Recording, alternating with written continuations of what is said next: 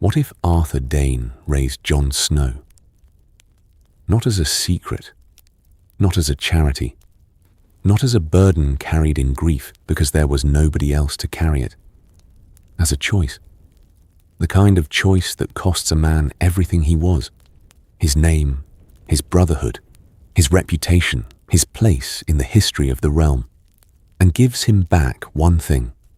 A child who didn't ask to be born at the wrong end of a war, to the wrong parents, at the wrong time. A child who had done nothing to anyone, and who was, by the arithmetic of Robert Baratheon's rage, already condemned. Arthur Dayne had kept vows his whole life, to the Kingsguard, to the crown, to Rhaegar Targaryen, who was brilliant and reckless and dead in a river with a warhammer through his chest.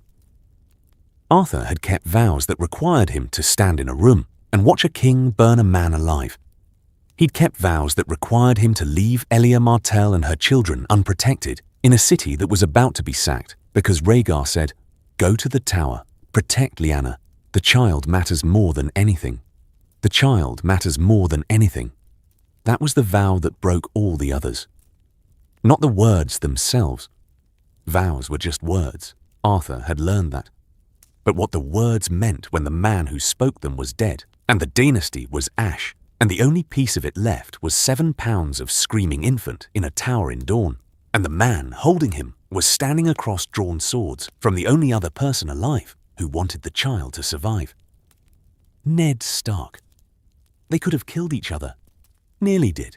The history of Westeros turns on nearly more often than anyone admits. Instead, they made a deal. Not a good deal, a desperate one, built in blood and grief, and the particular clarity that comes when two men realize they want the same thing and are about to die, failing to get it.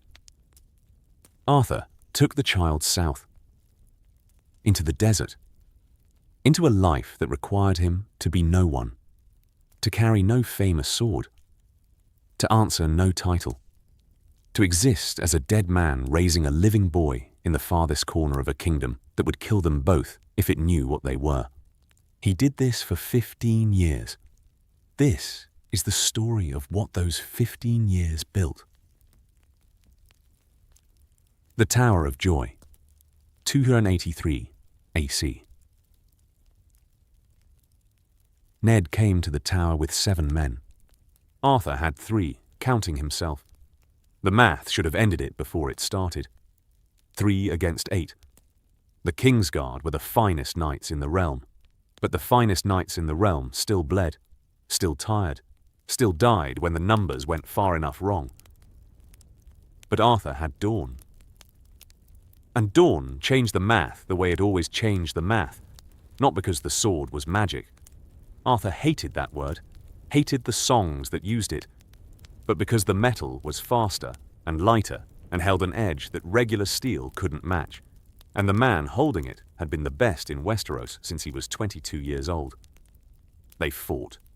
Hightower went down first, then 2 of Ned's, men whose names Arthur never learned and whose faces he would see in dreams for years afterward, because killing strangers was somehow worse than killing enemies.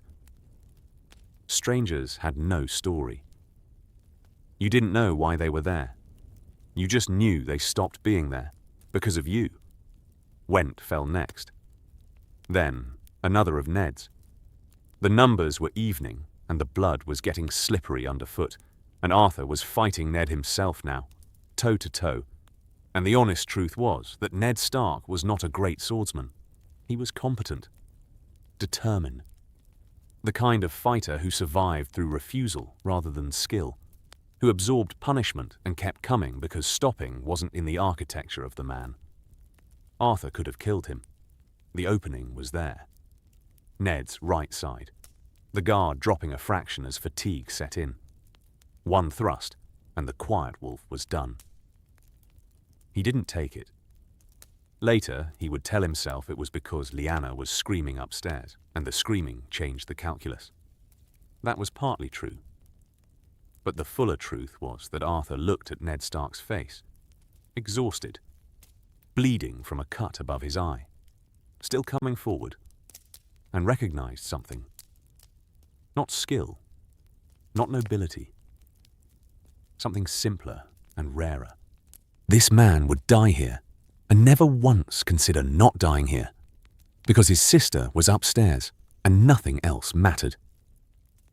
Arthur lowered Dorne. Ned didn't lower his sword. His arm was shaking and his breathing was shot, but the sword stayed up, because Ned Stark would keep his guard up in a coffin.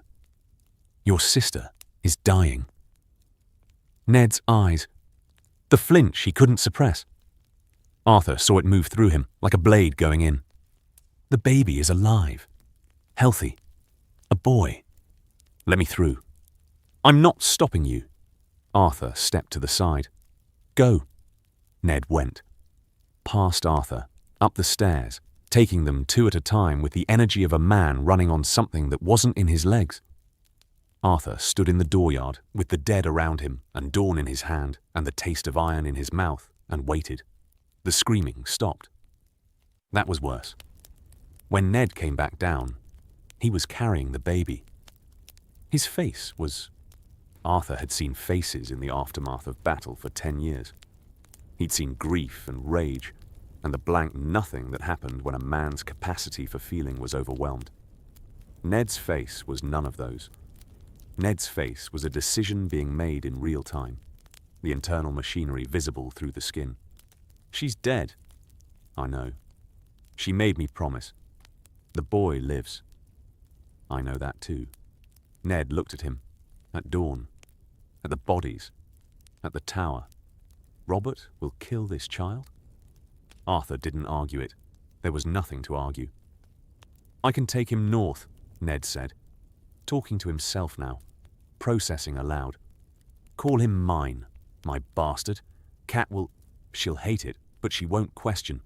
Robert visits Winterfell. Robert sees the boy. The boy has Targaryen blood and Stark looks, and Robert isn't stupid about the things he cares about. And he cares about dead Targaryens more than he cares about anything. Then what do you suggest? Give him to me. The words came out before Arthur had fully decided them.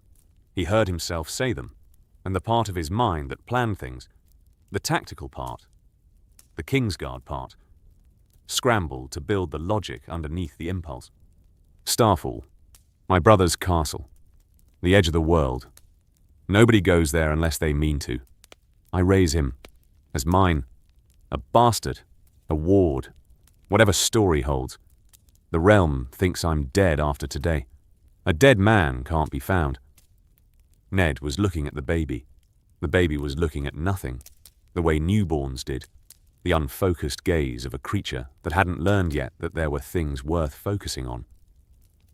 You stood in the throne room, Ned said, while Aerys burned my father. The words hit like a mace. Yes. You watched him die. Yes. And now you want to raise his grandson. Arthur had nothing to say to that. It was true. All of it was true. And none of it made what he was proposing less necessary, and the horror of the contradiction was something he was going to carry for the rest of his life. I can't undo the throne room, Arthur said. I can do this. Ned looked at him for a very long time. The kind of looking that was an assessment, not of competence or character, but of something deeper, the fundamental question of whether this man, this flawed and complicit man, could be trusted with the one thing that mattered. If anything happens to him, nothing will happen to him. If Robert finds out, Robert won't find out. I'll be dead. The dead don't draw attention. Ned handed him the baby. The transfer was graceless. Two men who had never held an infant, fumbling with the weight and the fragility and the alarming looseness of a newborn's head. Arthur got his arm under the boy's back, and the boy made a sound that was not crying, but was adjacent to crying, a preliminary complaint about the temperature change. His name? Ned started. She named him Aegon. I heard her through the floor. Arthur looked at the baby. That name is a death sentence. I'll call him Jon. Jon, After Aaron, the man who raised you, the kind of man I'd like him to become. Something went through Ned Stark's face. Not a crack, a shift. The tectonic adjustment of a man recognizing that the person he'd just given his nephew to might actually be the right person, despite being, on paper, entirely the wrong one. "I'll write to you," Ned said. "Once a year, to check." "Unsigned." "Of course unsigned. I'm not—" He stopped, almost laughed, which was a terrible sound in a place with this much blood on the ground. "I'll manage the lie from the north. You manage the boy from the south. And when he's old enough to know, you tell him everything, including the parts that make you look bad. All of it makes me look bad. Then he'll know who raised him, and he can decide what to do with that." Arthur nodded. Ned nodded. Two men agreeing to the most consequential shared fiction either of them would ever maintain, sealed with nothing but a nod over a screaming baby in a dooryard full of dead men. Arthur went south. Ned went north. The lie began. Starfall. The first years, 283-290 AC. Arthur Dayne arrived at Starfall, looking like he'd crawled out of a grave, and carrying evidence that he had, in some crucial way, lost his mind. His brother Edric opened the gate, looked at the baby, looked at Arthur, the blood still crusted in his hair, the hollow-eyed desolation of a man who had spent 2 days riding through the Dornish desert with an infant and no supplies, except what he could buy at roadside inns, where nobody asked questions, because everyone in Dorne had learned not to ask questions. "Who is that?" "His name is Jon. He's mine." Edric looked at the baby again. Dark hair, grey eyes. Not Dane colouring. "He doesn't look like yours. He looks like his mother." "Who—" "Don't." Arthur's voice went somewhere that made Edric step back. Not threatening. Empty. The sound of a man at the end of what he could hold together. "Don't ask. He's mine. That's all there is." Edric let them in. He gave Arthur rooms. He provided a wet nurse without being asked, because Edric Dayne was a practical man who could see that his brother was in no state to figure out how to feed an infant, and that the infant was going to need feeding regardless of whatever catastrophe had produced this situation. Arthur was a disaster. Not in the dramatic, self-destructive way that would have made a better story. In the mundane, grinding way that a man who had spent his adult life in armor and training yards was a disaster when handed a creature whose needs were incomprehensible and whose communication consisted entirely of varying intensities of screaming. The baby screamed at night. Every night. For 3 months. Arthur walked the hallways of Starfall's East Tower with Jon against his shoulder, making the bouncing motion that the wet nurse had shown him, which worked approximately 40% of the time, and which Arthur performed with the mechanical desperation of a man trying to solve a problem using tools designed for a different problem entirely. He couldn't read the baby. This was the infuriating part. Arthur could read a sword fight in a heartbeat, weight shifts, breath patterns, the micro-telegraph of a shoulder committing to a strike. He could read a room of courtiers, could identify the alliances and enmities within 30 seconds of entering. He could not read a 7-month-old infant. The screaming could mean hunger, or gas, or cold, or loneliness, or the existential crisis of being alive. And the distinction between these categories was, as far as Arthur could determine, invisible to everyone except the wet nurse, who was a woman named Dalla, who had raised 6 children, and who looked at Arthur with the benevolent contempt of an expert watching an amateur attempt her profession. "You're holding him too tight," Dalla said on the 4th night. "If I hold him looser, he—" "Hold him like bread dough. Firm enough, it doesn't fall. Gentle enough, it doesn't tear. That's not helpful. It is if you've ever made bread." She took Jon. He stopped screaming in approximately 8 seconds. "Like this. See? The arms. Loose. He needs to feel held, not gripped. You're gripping him like a sword hilt. I don't know how to hold anything else. Then learn. He learned. It took months, not weeks, months. The process of learning to handle Jon was the most humbling experience of Arthur Dayne's life, surpassing the time Barristan Selmy had beaten him in a training yard at 19, and including the time he'd stood frozen in the throne room while Rickard Stark burned. Those humiliations had been sharp and brief. This one was chronic, daily.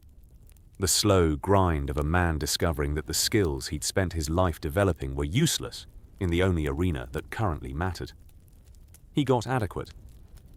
Never good. Adequate.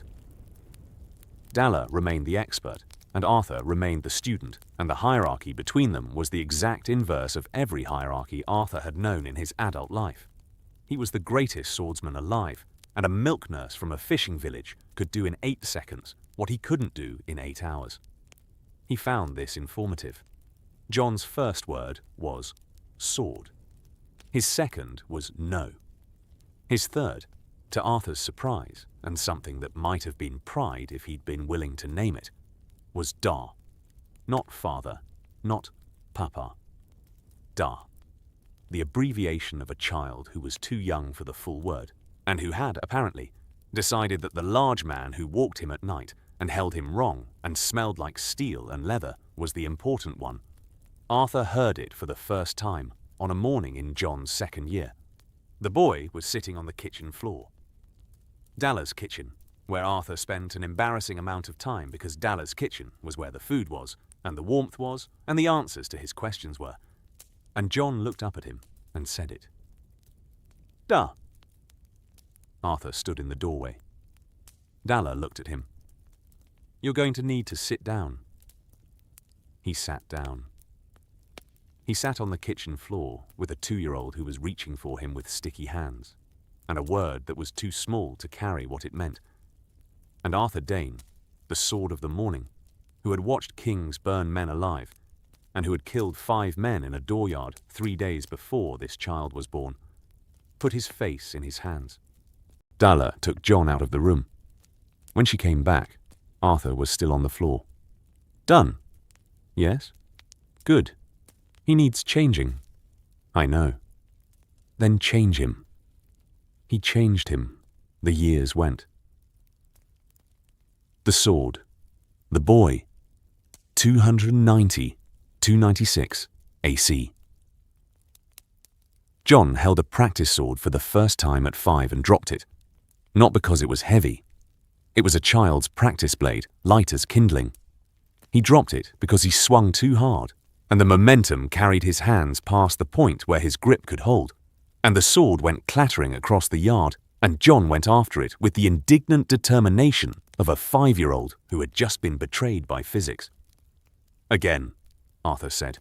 Jon picked it up, swung, dropped it again, picked it up, swung. This time it stayed. Your grip. I know. Jon adjusted before Arthur could correct him, watched Arthur's hands and moved his own to match, the automatic mimicry of a child who had been watching this man move for 5 years and whose body had been recording it the way bodies recorded everything, unconsciously, in the muscle rather than the mind. Arthur noticed. He noticed the way he noticed everything about Jon, which was, with the focused attention of a man for whom this child was simultaneously the most important person alive and the most complicated project he'd ever undertaken.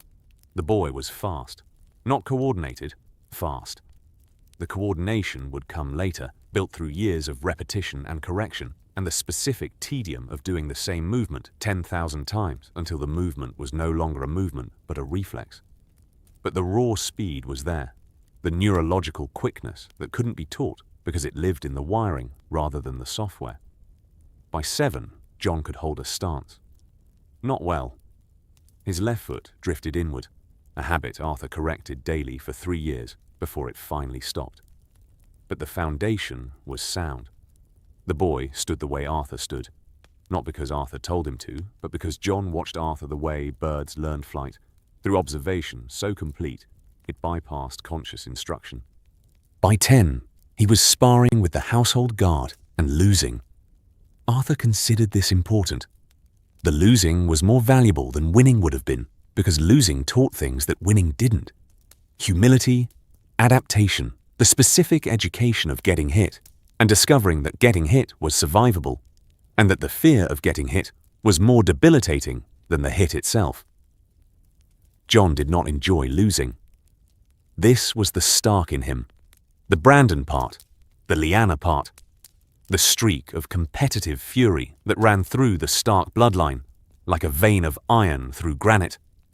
Jon lost and his face went dark and his jaw locked, and he came back the next morning with the specific, cold determination of someone who had spent the night replaying every mistake and who was now prepared to not make those mistakes again, which meant he made different mistakes, which Arthur also considered valuable. By 12, he was beating the guard. Most of them. Not Garrett, the old master-at-arms who had hands like rock and the timing of a man who'd been fighting since before Jon's parents were born. Garrett beat Jon twice a week for 6 months, and each loss was a specific lesson in a curriculum that Garrett was delivering with the patient sadism of a man who believed suffering was pedagogy. Arthur watched all of this from the wall. He watched, and he saw what he'd made, and he was proud, and he was terrified, because what he'd made was a weapon, and weapons were only as good as the hand that held them, and the question of who Jon would become, what he would do with the sword, and the speed, and the cold, stark determination, was a question Arthur couldn't answer through training. That answer would come from somewhere else, from the part of Jon that Arthur couldn't reach, and couldn't shape, and could only watch. The way you watched weather develop on the horizon, and hoped it moved in a direction that didn't destroy what you'd built. He started teaching Jon other things. Not just the sword. The sword was always there, every morning, the base layer of their shared life.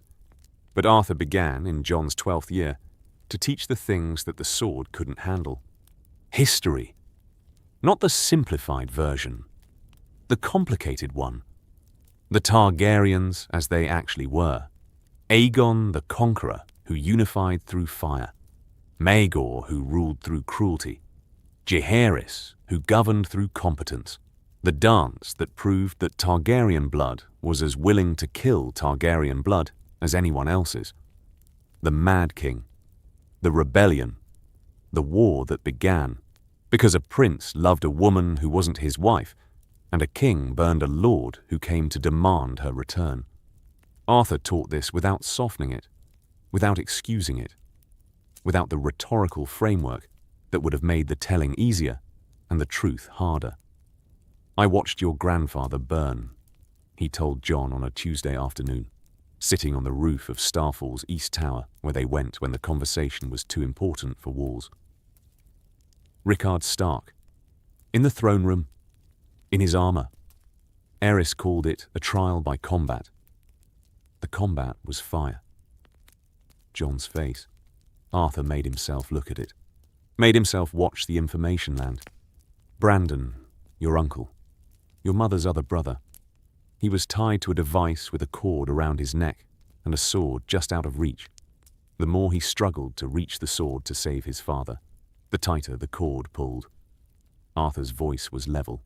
He had practiced this, had rehearsed it on the roof alone, at night, for years, trying to find the version that was honest without being theatrical. There was no such version. I stood in my white cloak. I watched. The oath said, "Protect the king." The oath did not include an exception for when the king was a monster. Why are you telling me this?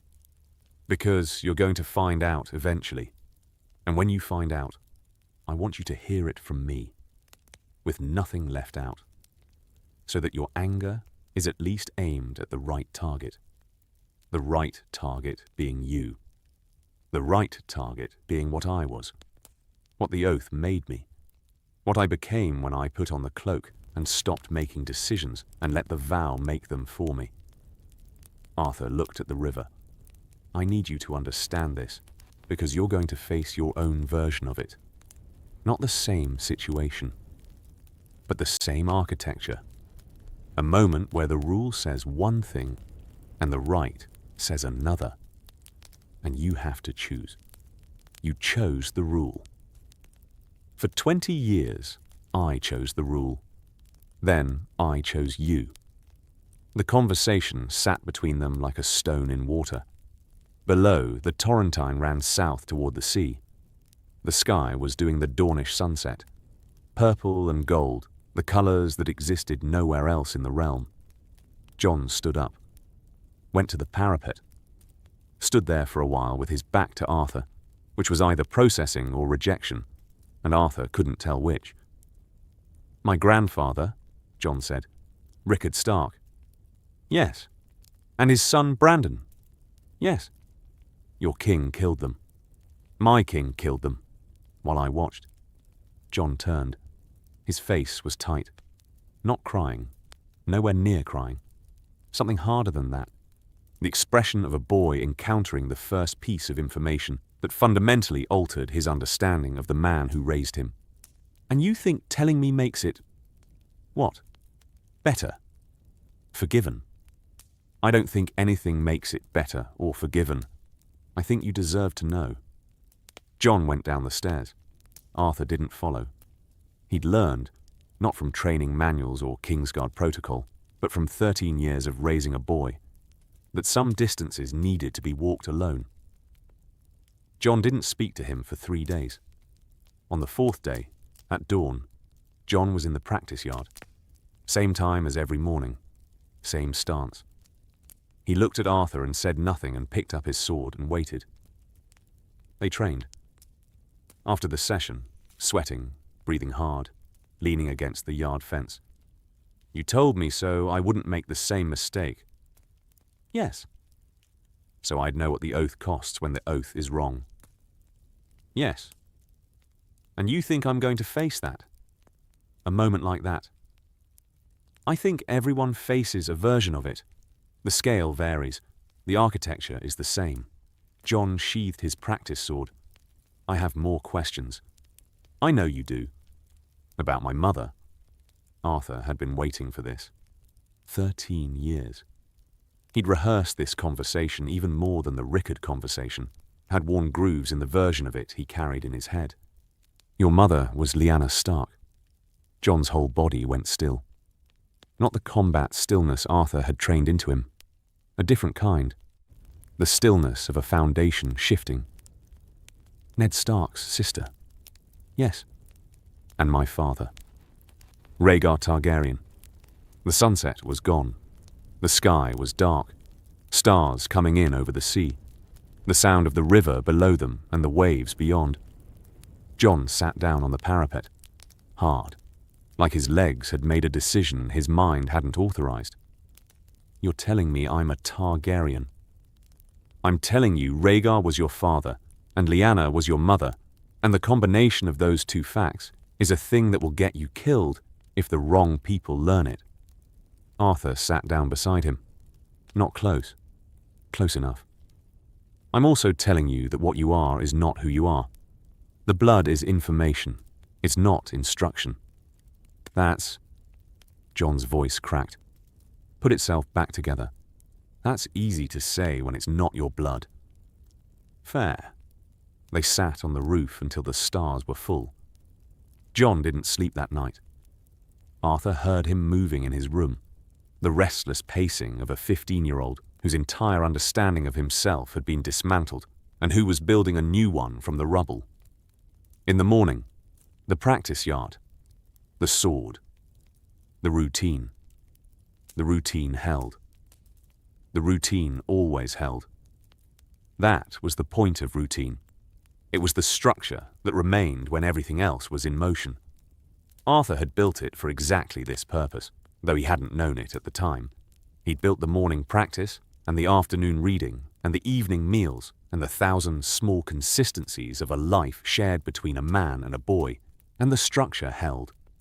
And inside the structure, Jon could fall apart and reassemble without the falling apart being visible to anyone except Arthur. It took 2 weeks. On the 15th day, at dinner, eating the lamb stew that Dalla made on Tuesdays and that Jon had been eating since he had teeth. I want to know about Rhaegar. All right, the real version. Not the songs. The real version is worse than the songs in some ways and better in others. Arthur set down his fork. Rhaegar was the most gifted man I ever knew. He was also the most certain. And the certainty, the absolute, unshakable conviction that he knew what the world needed and that the world would cooperate with his plan for it, that certainty killed thousands of people. Was he mad? Not the way his father was mad. Aerys heard voices in fire and saw enemies in every shadow. Rhaegar heard prophecy in ancient scrolls and saw destiny in the stars. The difference is subtler than people think. Arthur looked at Jon. Rhaegar believed a child born of ice and fire, Stark and Targaryen, would save the world from the long night. He believed it with total conviction. He left his wife and his children for your mother because the prophecy said so. Did he love her? I think he loved her the way Rhaegar loved everything, through the lens of what it meant for his plan. Whether that counts as love is a question I've been chewing on for 15 years, and I still don't have a good answer. Jon pushed his stew around. And the madness, the Targaryen madness, the coin flip. The coin flip is a saying, not a diagnosis. The Targaryens who went mad were mostly men raised in courts that rewarded cruelty and punished doubt. They were told they were gods. They married their siblings. They lived in a closed system that never corrected them. Arthur leaned forward. You eat lamb stew on Tuesdays. You lost to Garrett 6 times last month, and you were angry about it, and you came back the next day. You have a woman named Dalla who calls you boy when you leave your boots in the kitchen. The madness is institutional, not genetic. You are not in the institution. You're sure about that?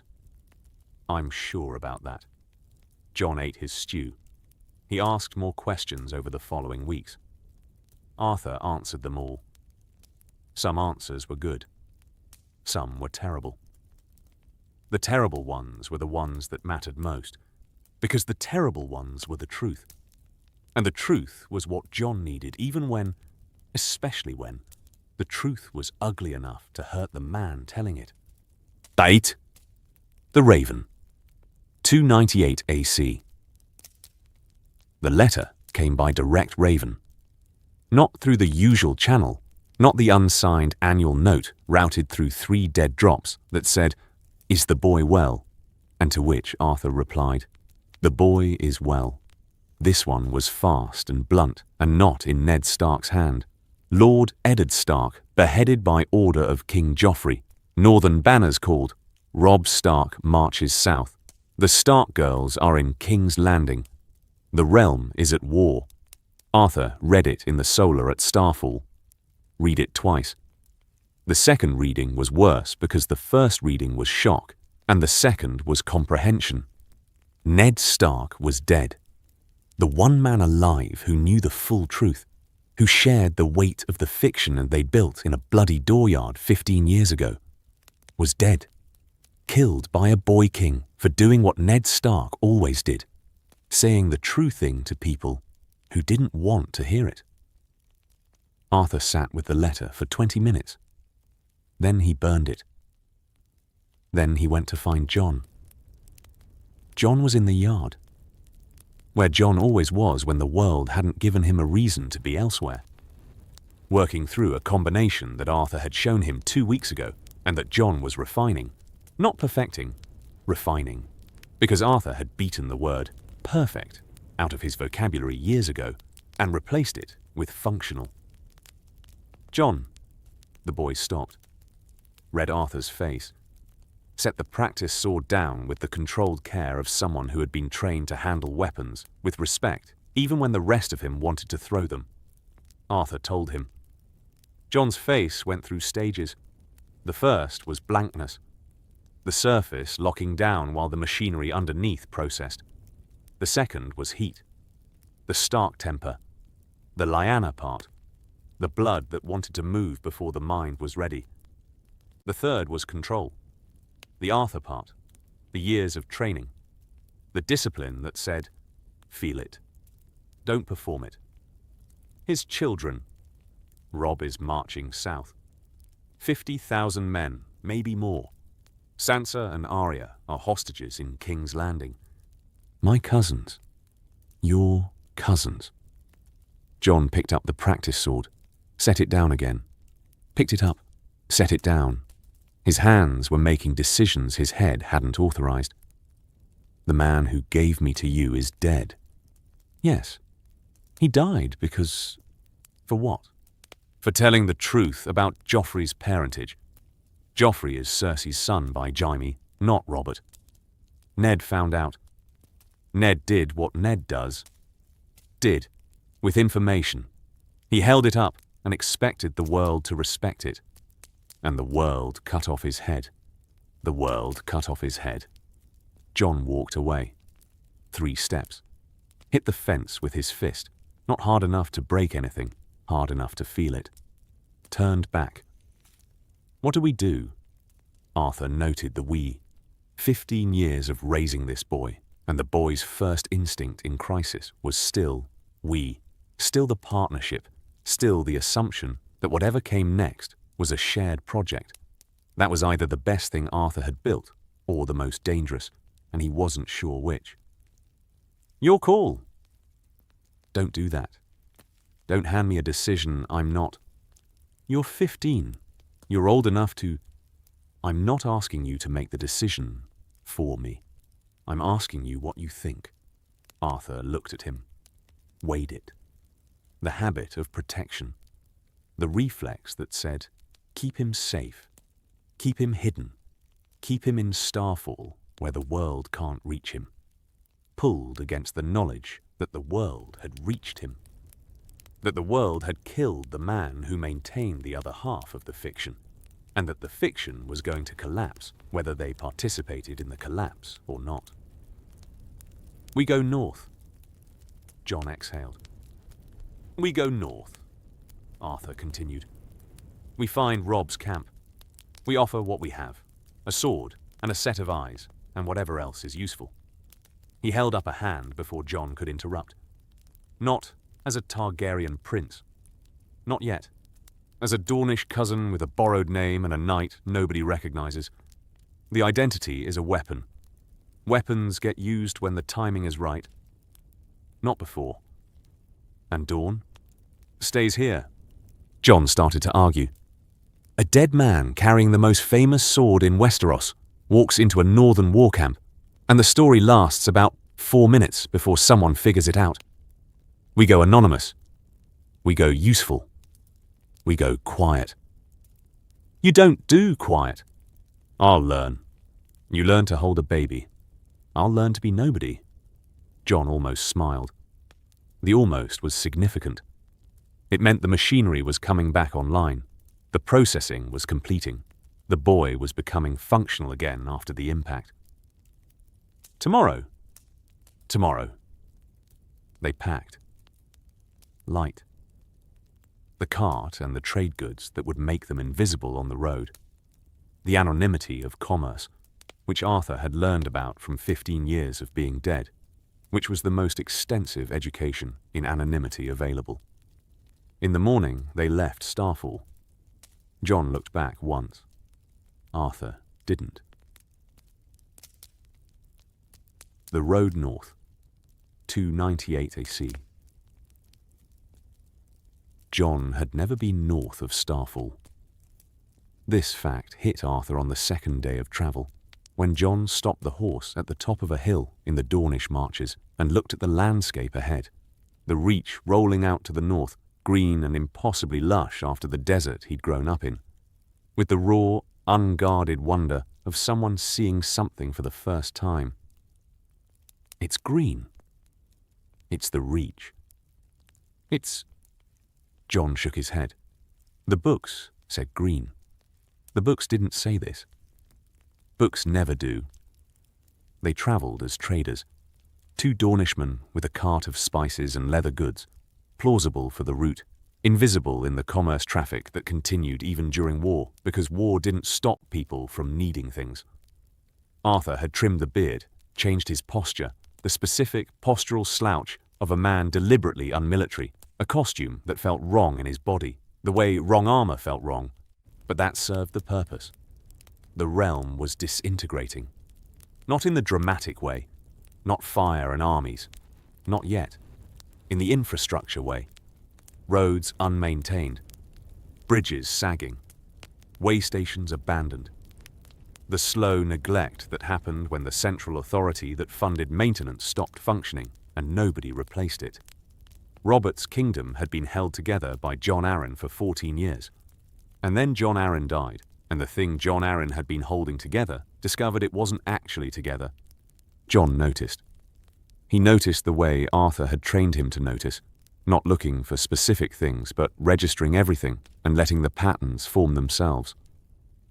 The woman at a well outside Bitterbridge, who evaluated them with the flat assessment of someone deciding whether two strangers meant trouble. The farmer near the Mummers Ford, who had 2 sons gone to war and couldn't tell you which side, because the sides hadn't bothered to explain themselves to the people who would pay for the fighting. The burned village, 3 miles west of the Mummers Ford. Walls standing, roofs gone, the specific blackened aftermath of deliberate fire. Not an accident, not lightning. Someone had decided these people's homes should burn, and someone else had executed the decision, and then everyone involved had moved on to the next village or the next order, and the people who lived here were simply gone, scattered, absorbed into the refugee population that was developing along the roads like a bruise developing on skin. Jon stood in the center of the burned village and didn't speak. Arthur let him stand. Let him feel the weight of it. The gap between the histories he'd read and the history that was happening, which was a gap that every person raised in a castle had to cross before they understood what governance actually meant. "This is what war costs," Jon said. Not a question. This is what war costs at the level that doesn't make it into the histories. The histories talk about battles, troop movements, strategy. The histories are written by people who live in castles for people who live in castles. The view from a burned village is different from the view from a castle. Jon looked at the charred walls, at a doll, a child's cloth doll, singed, lying in what had been a doorway. How much does bread cost? What? Bread? You taught me. 14 coppers in Starfall. What does it cost here? Here, now, 26, up from 18 before the war. 8 coppers. That's the cost of the war for a family that eats bread. Arthur looked at him. 15 years old, standing in a burned village, calculating the human cost of a military campaign in coppers per loaf. This was the thing Arthur had been building toward. Not the sword, not the combat, but the ability to see the cost from the bottom up rather than the top down, to understand what governance meant to the people who experienced it rather than the people who performed it. "You're going to need to remember this," Arthur said. "The village, the doll, the bread. Whatever happens next, whatever you become, you're going to need to remember what it looks like from here." "I'll remember." They left the village. They went north. 3 days later, they reached the edge of Robb Stark's camp. Robb's camp, 298 AC. The perimeter guard was a Karstark man, young, bored, doing the kind of unfocused scanning that perimeter duty produced after enough hours of nothing happening. "Business?" Arthur said. "Tell Lord Stark that a friend of his father has come, a friend from the Tower of Joy." The guard's expression didn't change. The words meant nothing to him. But Arthur's bearing, the thing Arthur could suppress but not eliminate, the 30-year accumulation of standing in rooms where your posture was your credibility, registered enough that the guard sent a runner instead of turning them away. 20 minutes later, "Lord Stark will see you," The tent was large, map-covered, smelling of candle wax and horse, and the particular staleness of a space that was lived in 20 hours a day. A direwolf lay by the table, grey-silver, the size of a young horse, watching the tent flap with the calm attention of an animal that had decided violence was not currently necessary, but remained an option. Robb Stark stood behind the table. Auburn hair. Blue, Tully eyes. The jaw was Ned's. Square. Stubborn. The architecture of a man who had opinions and intended them. 16 years old and carrying the posture of someone who had been making life and death decisions for 2 months and had not yet had time to discover whether he was good at it.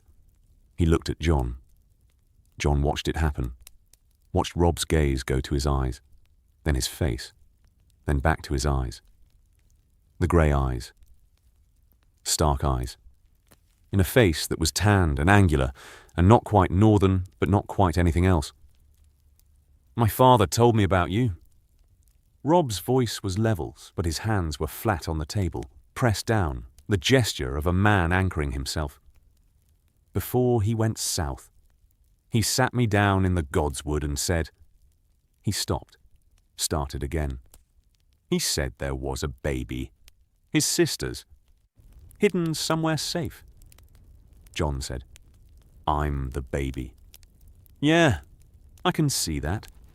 Robb came around the table, stood 3 feet from Jon and looked at him the way you looked at a letter you'd been waiting for that had finally arrived and that you weren't sure you were ready to open. "You look like her. The portraits. Aunt Lyanna." "Everyone says the eyes." "Not just the eyes. The..." Robb gestured vaguely at Jon's face, at the shape of it. "The whole thing. Father used to look at the portrait sometimes and not say anything, and now I know why." The direwolf stood, crossed the tent, sniffed Jon's hand with focused intensity. Jon held still. The wolf's tail moved. Robb watched this. His face went through something complicated. Surprise. Then recalculation.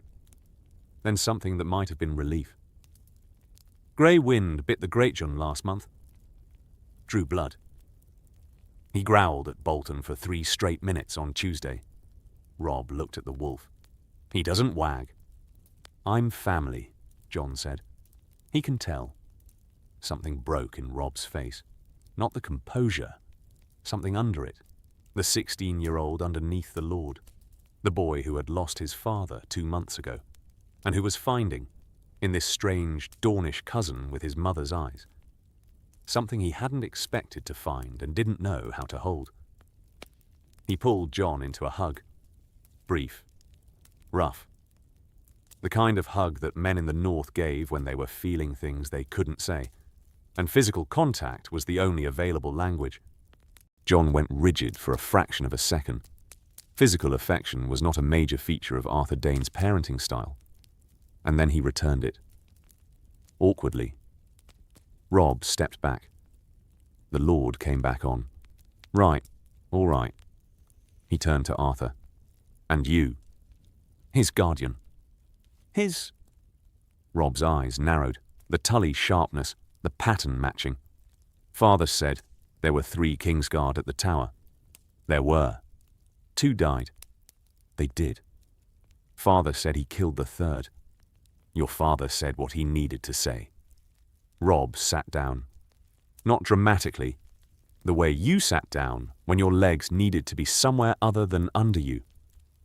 Grey Wind went to him and put his head in Robb's lap, and Robb's hand found the wolf's ear automatically, the grounding gesture of a boy who steadied himself through his animal. "You're Arthur Dayne. Keep your voice down. Arthur Dayne is dead. Arthur Dayne is in your tent. The dead version is more convenient for everyone." Robb looked at Jon, looked at Arthur, back to Jon. Processing, the gears visible behind the blue eyes, not slow but thorough. Robb Stark made decisions the way his father had, by examining every surface before committing. "Can you fight?" "I'm 50. My knees have opinions about cold weather. and my left shoulder doesn't rotate the way it used to. I can still fight better than anyone in this camp except possibly Jon. Possibly. On his best day, he's faster. On my best day, I have 30 years of knowing what fast opponents do wrong. Robb looked at Jon. And you're... what? Volunteering? Ned Stark protected me for 15 years. He's dead. His children are in danger. I'm here to help. As what? As whatever's useful. Your cousin, a Dornish fighter. A pair of eyes that sees the south the way your northern scouts don't. And the Targaryen part? Jon and Arthur exchanged a look. The look lasted half a second and contained an entire conversation. The kind of non-verbal communication that developed between two people who had lived together for 15 years and who had discussed this scenario enough times that the discussion was preloaded. Not yet, Jon said. The war right now is the North versus the Lannisters. The moment a Targaryen enters the picture, every lord who profited from the rebellion has a new reason to be an enemy. That's... Robb stopped. Reconsidered whatever he'd been about to say. That's actually smart. Arthur's been coaching me on it for 3 days. 2 days, Arthur corrected. The third day, you figured it out yourself. Robb almost smiled. All right, you're in camp. You're my cousin, Ned Stark's nephew, mother's side. That's true enough to hold. He looked at Arthur. You're a retired Dornish knight? Nobody. Nobody with good footwork? Right. Robb stood. One thing, my mother, needs to know, Arthur finished, before she finds out on her own. She finds out everything on her own, usually before I tell her. The head start would be appreciated. Tonight? Tonight. Catelyn, 298 AC. The Catelyn Stark sat in her tent and listened to the story and did not interrupt. This was, Robb knew, more dangerous than any interruption. Catelyn in argument was manageable. Catelyn in silence was a siege engine winding. When the story was done, the tower, the baby, the 15 years of hiding, the letters, the lie. The tent was thick with a silence that had edges. 15 years. Her voice was iron, wrapped in velvet. For 15 years, your father let me believe he'd fathered a bastard. Let me carry the shame and the anger and the... She stopped. Her jaw worked. And the boy was in Dorne, with a dead man. Mother, don't. The word was a door closing. Don't explain it. Don't justify it. Don't tell me he was protecting the child. I know he was protecting the child. That's not the question I'm asking. What question are you asking? I'm asking whether he thought I wouldn't keep the secret. Whether in 20 years of marriage, in 20 years of... Her voice fractured. She rebuilt it immediately, brick by brick. The discipline of a woman who had learned that showing damage in a military camp was a luxury she couldn't afford. Whether he thought I was the risk, Robb had no answer. The truth was, probably yes. Ned had made a calculation about who could be trusted, and Catelyn had been on the outside of that calculation, not because Ned didn't love her, but because the stakes were a child's life. And Ned Stark made decisions about children's lives with a conservatism that was indistinguishable from cruelty to the people who got conserved. I want to see him, Catelyn said. The boy. Jon was brought. He stood in Catelyn's tent and met her eyes and didn't flinch. Arthur had taught him not to flinch, had taught him that the first person to look away in a difficult room was the first person to lose control of it. Jon didn't look away. Catelyn studied him the way she studied maps, feature by feature, reading the terrain. Lyanna's eyes. Yes. And the rest. The jaw, the cheekbones. That's her too. I never met her, but the portraits at Winterfell. Yes. She circled him. Not physically, with her attention, which was more invasive. You stand like a knight. I was raised by one. You were raised by a man who watched my husband's father burn alive. The room went cold. Arthur, at the tent flap, didn't move, didn't speak. This was Jon's test, and Arthur had spent 15 years preparing him for it, and the preparation had to be enough, or it wasn't, and there was nothing Arthur could add now that wouldn't make it worse. Jon said, "Yes, he was. He told me about it when I was 12. Every detail, the armor, the fire, Brandon strangling. He told me because he wanted me to know what it cost him to keep the wrong oath and what it means to break the right one." He held Catelyn's gaze. He's not what he was. He's what he's been for 15 years, which is a man who raised a child instead of carrying a sword. A touching story. It's not a story. It's what happened. Catelyn looked at him for a long time. The kind of looking that stripped pretense the way wind stripped topsoil, layer by layer, down to what was underneath. "My husband spent 15 years lying to me to protect you. The lie cost him his reputation with me. It cost him..." She stopped, breathed.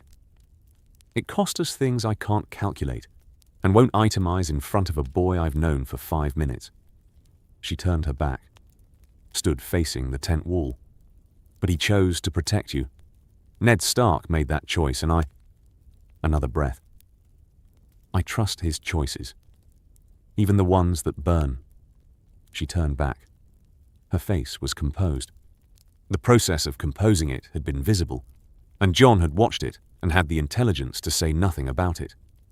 "You'll stay. The Targaryen claim stays hidden until I say otherwise. You're a Stark cousin from Dorne. You fight, you contribute, you make yourself useful." She looked at him with the eyes of a woman who was choosing pragmatism over grief, because pragmatism was what her children needed, and her children were the only thing that outranked her fury. "Can you actually fight?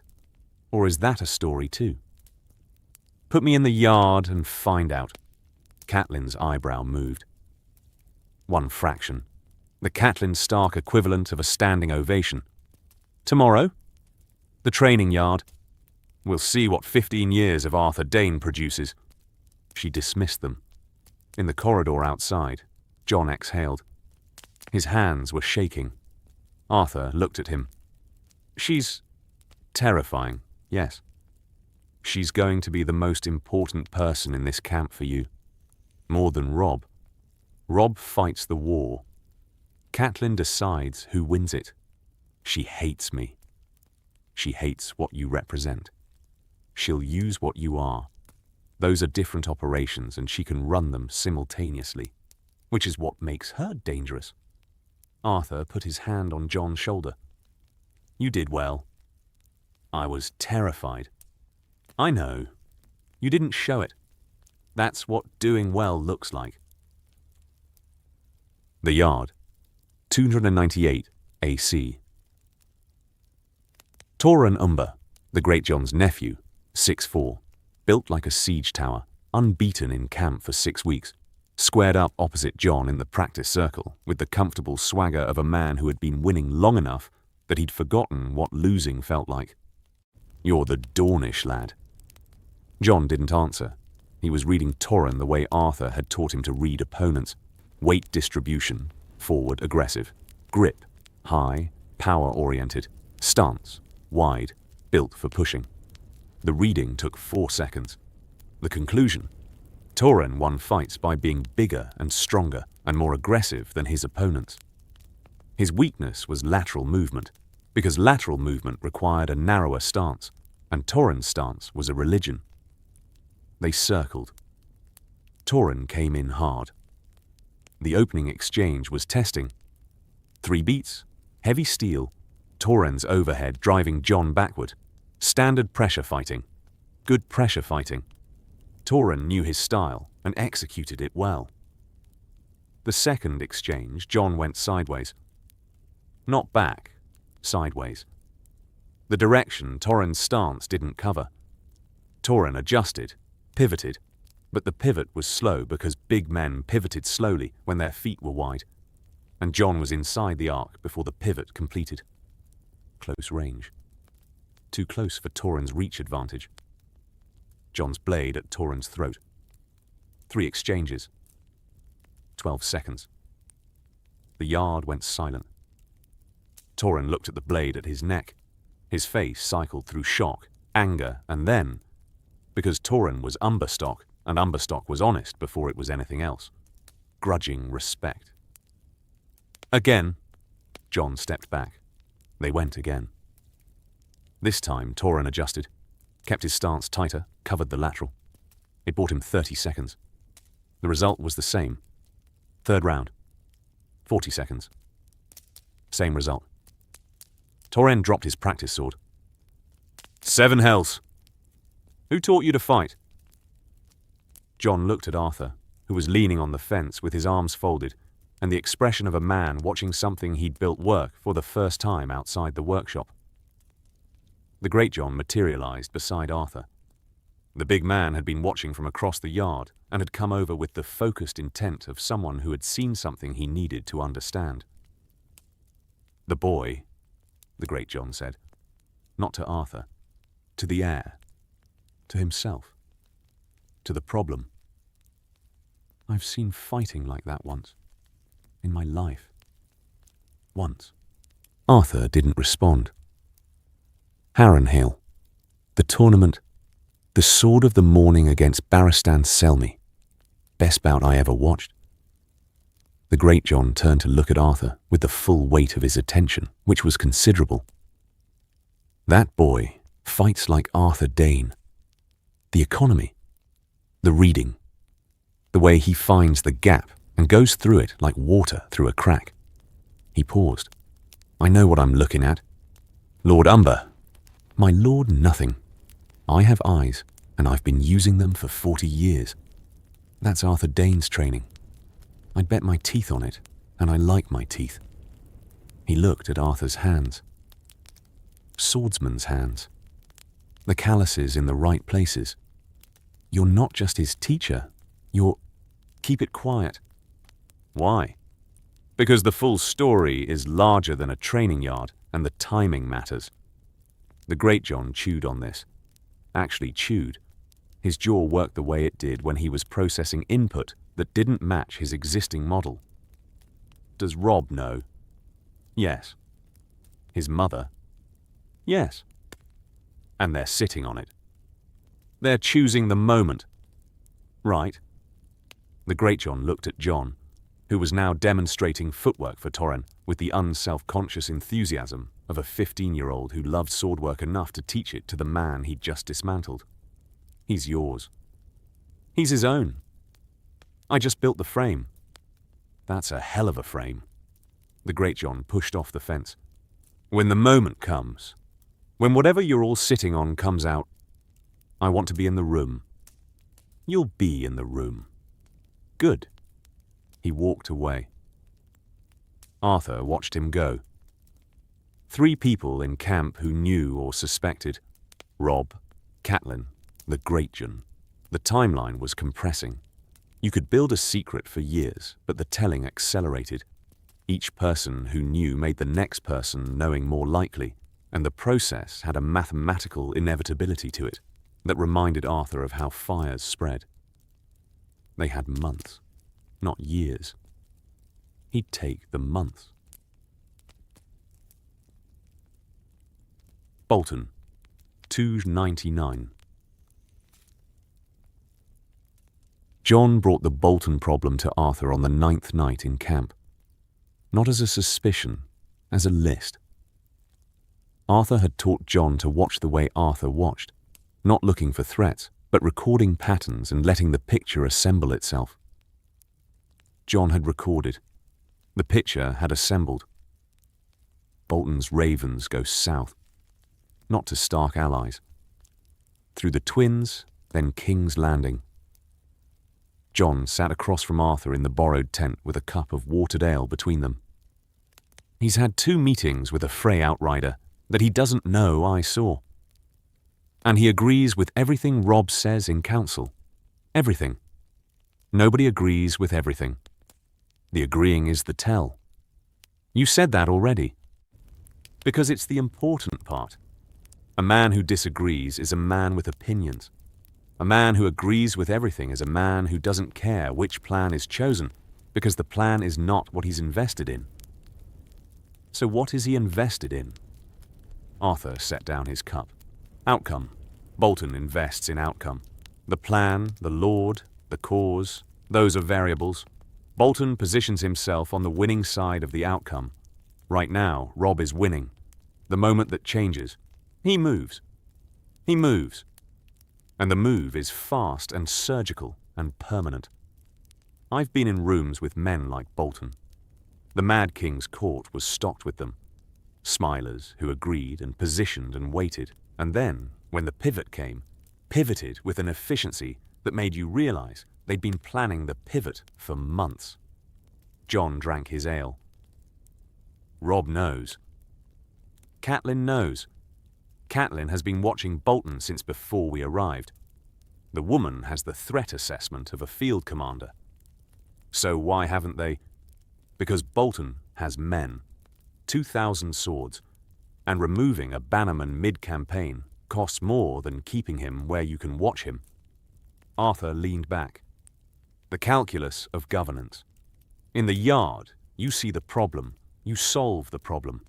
In a camp full of lords with complicated loyalties and grudges that predate the current war by generations, you see the problem and you calculate whether solving it creates a worse problem. And if the worst problem is Bolton killing Robb, then you don't wait for the calculation to complete. You act. Jon went to Robb that night. He brought the data, the ravens, the Frey meetings, the pattern of agreement. He brought it structured, organized, the way Arthur had taught him to present intelligence, not as a feeling, but as evidence that produced a conclusion. Robb listened.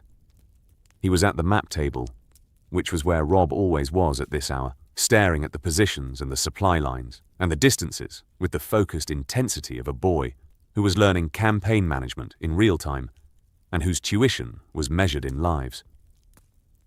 I know about Bolton. Then why is he still...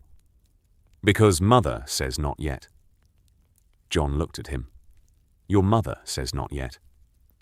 My mother says that removing Bolton now, with the evidence we have, which is circumstantial, suggestive, not proof, gives the other lords a reason to worry about whether they're next. Bolton hasn't done anything visible. The ravens aren't evidence of treason. They're evidence of communication. Robb rubbed his eyes. If I move against a lord for writing letters, every lord in this camp with a private correspondent starts sleeping with a sword. And if he moves, we're ready. Arthur is watching him. The great Jon is watching him. Mother is watching him. Robb looked at Jon. And you're watching him. That's 4 sets of eyes on one man. He'll telegraph before he acts. They always do. Arthur says they don't. Arthur spent 20 years in the Kingsguard watching court politics. I've been fighting a war for 3 months. Maybe he's right. But right now, Mother's approach is the approach, which is isolate, contain, wait for proof. Jon left the tent unsatisfied. He went to Catelyn. Catelyn was in her usual place, her tent, a table of correspondence, the specific organized chaos of a woman running the political dimension of a military campaign while simultaneously grieving a husband she couldn't talk about, because talking about grief in a war camp was a vulnerability she would not display. Bolton, Jon said. Sit down. She didn't look up from her letter. You've come to tell me he's dangerous. I know he's dangerous. I've known since the twins. Then why? Because governance is not swordsmanship. You can't cut down a problem and call it solved. Bolton has allies. Removing him by force creates a faction. The lords who fear they'll be next. The lords who have their own private ravens. The lords who see an unproven accusation used to remove a high lord and think, my turn, when? So we wait until he actually betrays us. Catelyn looked up. Her eyes were tired, but her mind was not. We wait until the betrayal is undeniable. Not suspected, undeniable. then the removal is justice rather than paranoia, and justice has allies that paranoia doesn't. And if the betrayal is fatal, then we were wrong and Bolton was faster, and we pay for the mistake. She held his gaze. That's the risk. Every approach has a risk. This approach has the risk that Bolton acts before we're ready. The other approach has the risk that I destroy the coalition, trying to prevent a betrayal I can't prove. I've chosen the risk I can manage. Jon looked at her. He didn't agree. The disagreement was visible. The tightening of his jaw, the way his hands went flat on the table, the combat instinct that said, the threat is there. Eliminate the threat. You look like your mother, Catelyn said. It was the first time she'd said anything personal to him. Lyanna had the same expression when she disagreed with something, like the disagreement was a physical weight she was carrying. Jon blinked. Ned showed it to me once, in a portrait, the set of the jaw. She went back to her letter. Bolton will keep. Go to sleep. Jon went to sleep. He didn't sleep well. Bolton moved 3 weeks later. Not the catastrophic move, not the Red Wedding, not the mass betrayal that lived in another timeline as the worst night in Northern history. A smaller move, a quieter move, the kind of move that confirmed suspicion without producing bodies. One of Bolton's men, a captain named Steelshanks, was found at the Frey crossing with letters intended for Tywin Lannister. The letters outlined troop positions, supply routes, Robb's planned approach to the Lannister lines. The letters were detailed, accurate, and signed with a sigil that Bolton would later claim was forged. Catelyn brought the letters to Robb. Robb brought the letters to the council. Bolton denied. Smooth, controlled, the denials of a man who had anticipated being caught and had prepared his defense.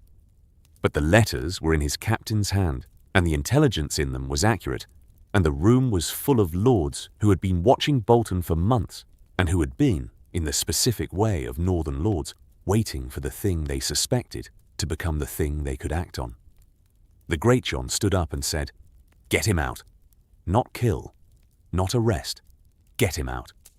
The Umber approach to problems, direct, physical, uncomplicated by legal nuance. Robb said, "Go home, Lord Bolton.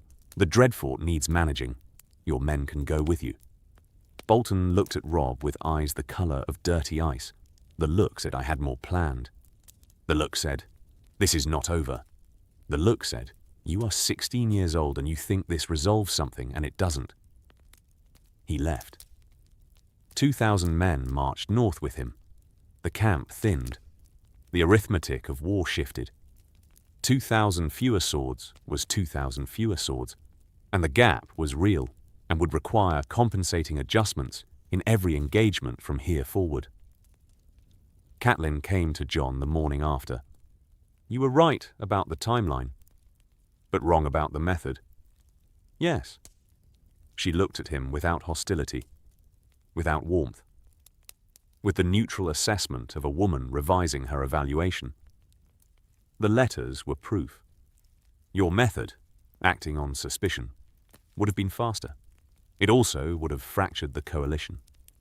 She paused. My method preserved the coalition. Your method would have preserved Robb. A long beat. Both matter. The question is, which matters more in a given moment? And the answer changes. How do you know which answer applies? Experience, which you don't have. You have 15 years of training and 3 months of war. I have 20 years of marriage to a Lord Paramount and the institutional knowledge of a house that has been managing politics since before the Targaryens came west. She held his gaze. Learn from me, the way you learned from Arthur. I teach a different subject. What subject? The subject of how to want the right thing without burning everything down, getting it? Jon almost smiled. Arthur says something like that. Arthur and I would get along. Arthur is terrified of you. Catelyn's mouth twitched. The closest thing to a smile Jon had seen from her. Good. The war. What Jon was 299 AC.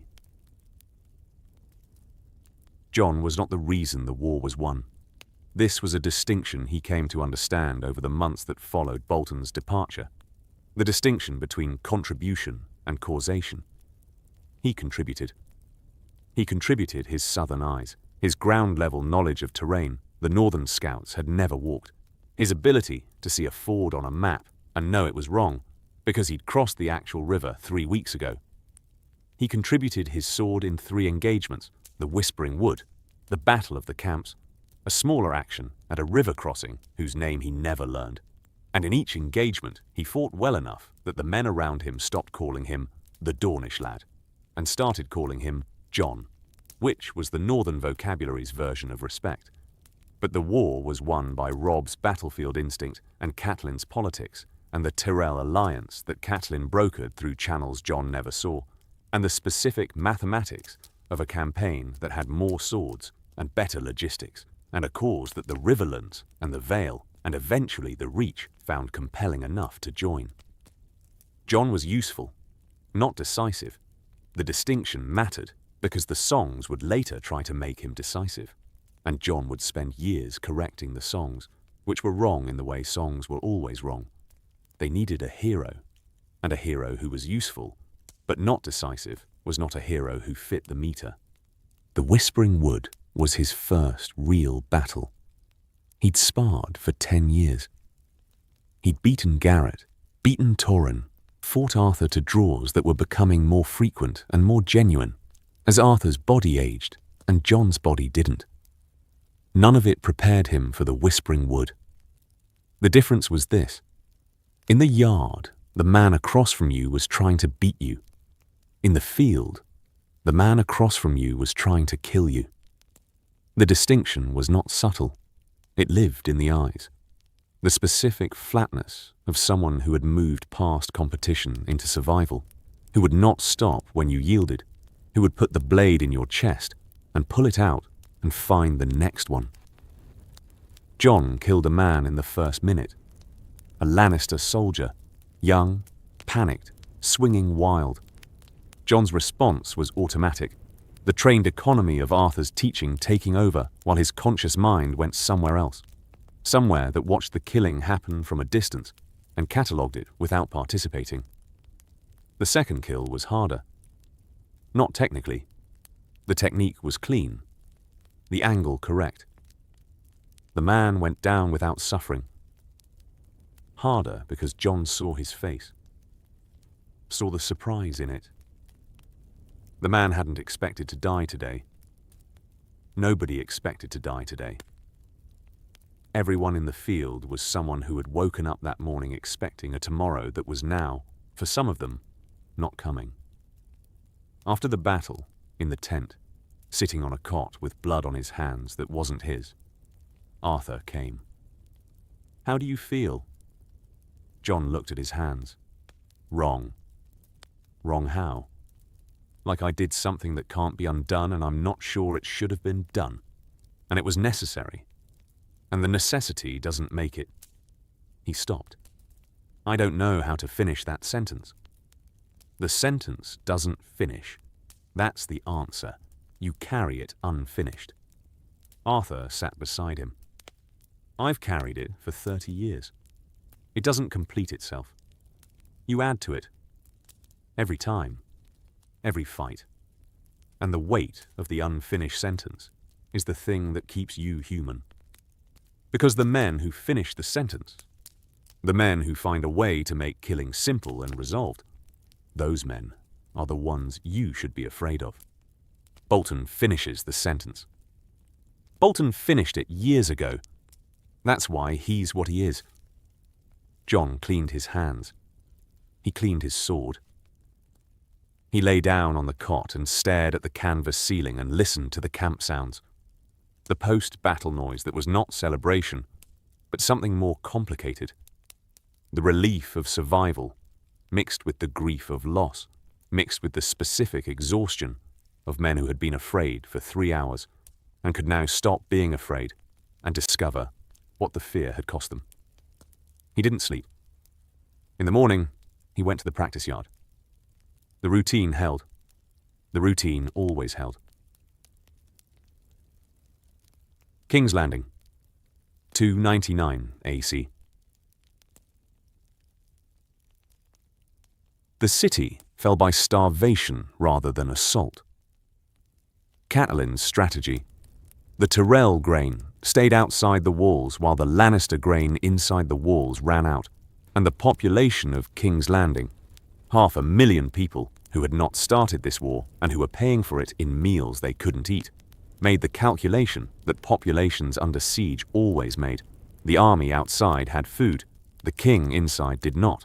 And loyalty to a king who couldn't feed you was a luxury that empty stomachs couldn't afford. The gates opened on a Thursday. Cersei was already gone. She'd shipped Joffrey and the younger children to Casterly Rock in the chaos of the final week, which Catelyn's agents identified and chose not to intercept because the children were not the objective, and letting Cersei believe she'd outmaneuvered them was cheaper than the alternative. Jon rode into King's Landing beside Robb with grain wagons in front of them and the northern host behind. The city smelled like rationing, the sour, metabolic stink of a population that had been eating less for weeks. Not starvation. Catelyn had been careful about the timeline, had calculated the point where hunger became motivation without crossing into the territory where hunger became atrocity. The calculation was precise. It was also ugly, and Jon knew it was ugly. And the knowing was something he carried into the city, alongside the relief of arriving. He said to Arthur, as they walked through streets lined with people who were not cheering, but were not hostile, who were looking at the grain wagons with the focused attention of the hungry, "We starved them into opening the door." Yes, and we're the good side. There's no good side. There's the side that feeds them after. Feed them after, and the siege becomes strategy. Don't feed them after, and the siege becomes a war crime. That's a thin line. All lines are thin. That's why they're lines and not walls. Robb went to the throne room. Jon went with him. The Iron Throne sat at the far end of the Great Hall, ugly and enormous, and exactly what the histories described. A chair made of swords, designed to be uncomfortable, built by a conqueror who believed that ruling should hurt. Robb stood in front of it. Jon stood beside him. Catelyn stood behind them both. Arthur stood at the door.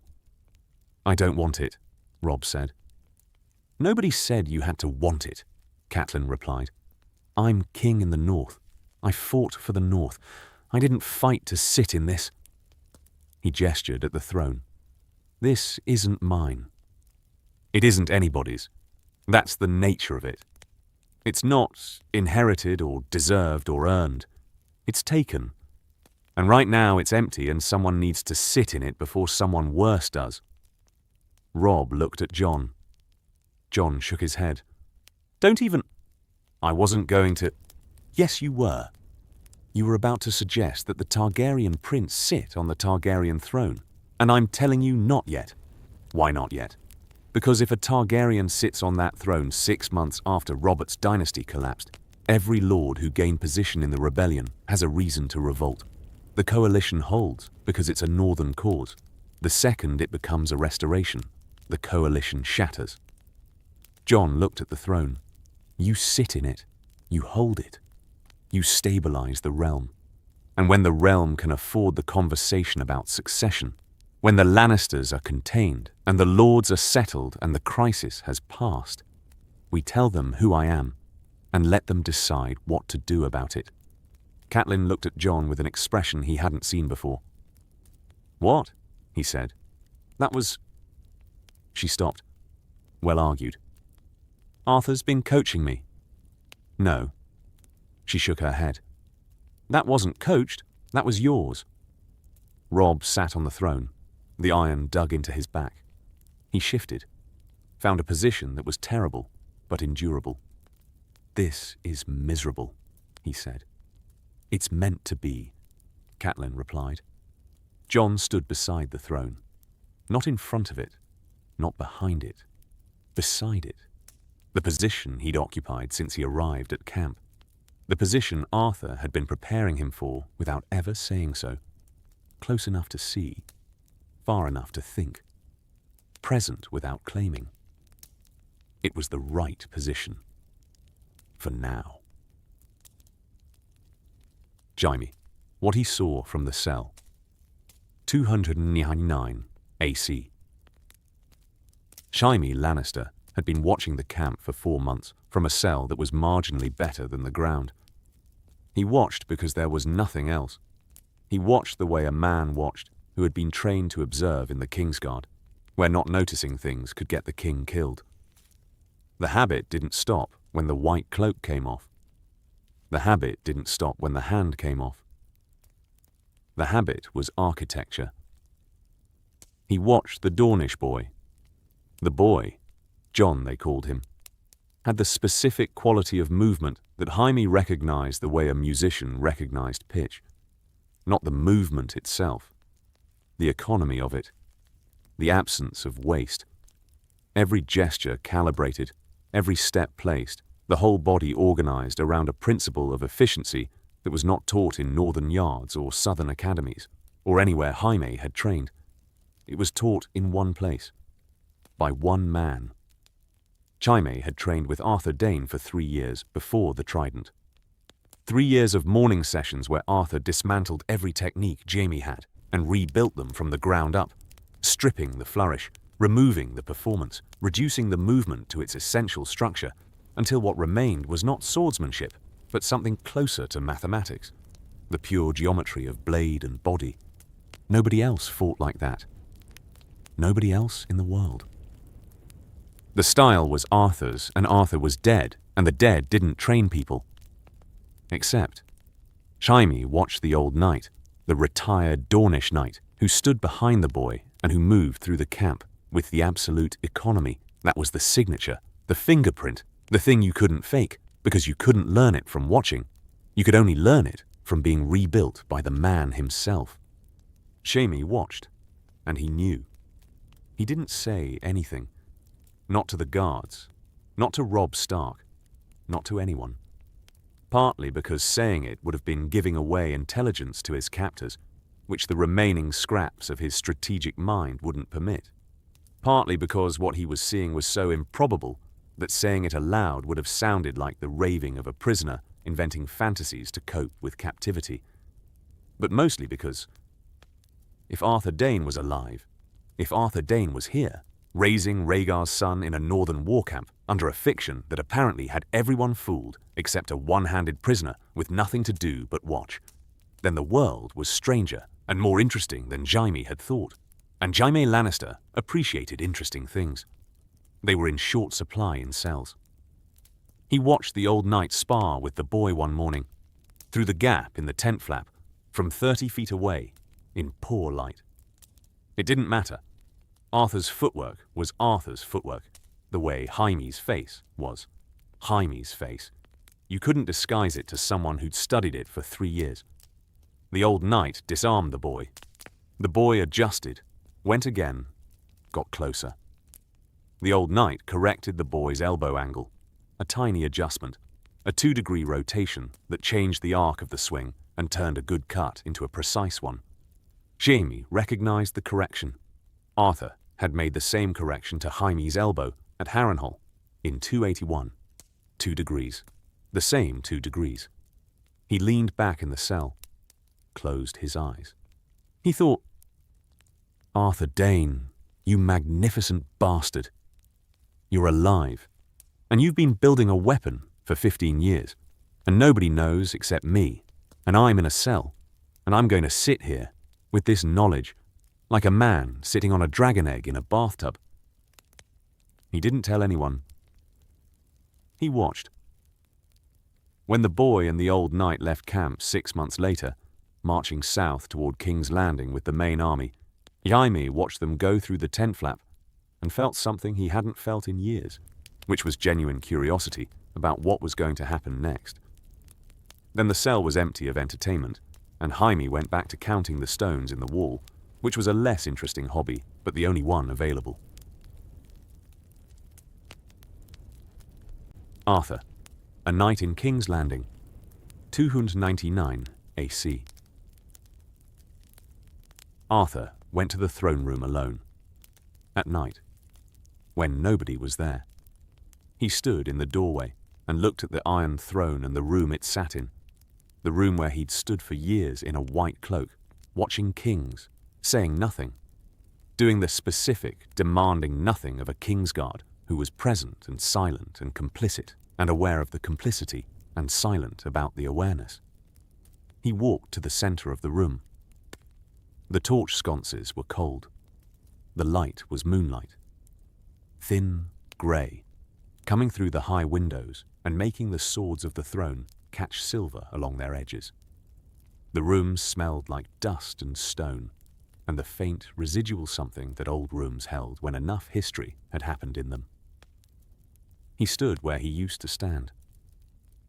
The Kingsguard position, 2 paces behind the throne, 3 paces to the right. The position from which he had watched Aerys order Rossart to prepare the wildfire caches. The position from which he had watched Rickard Stark burn.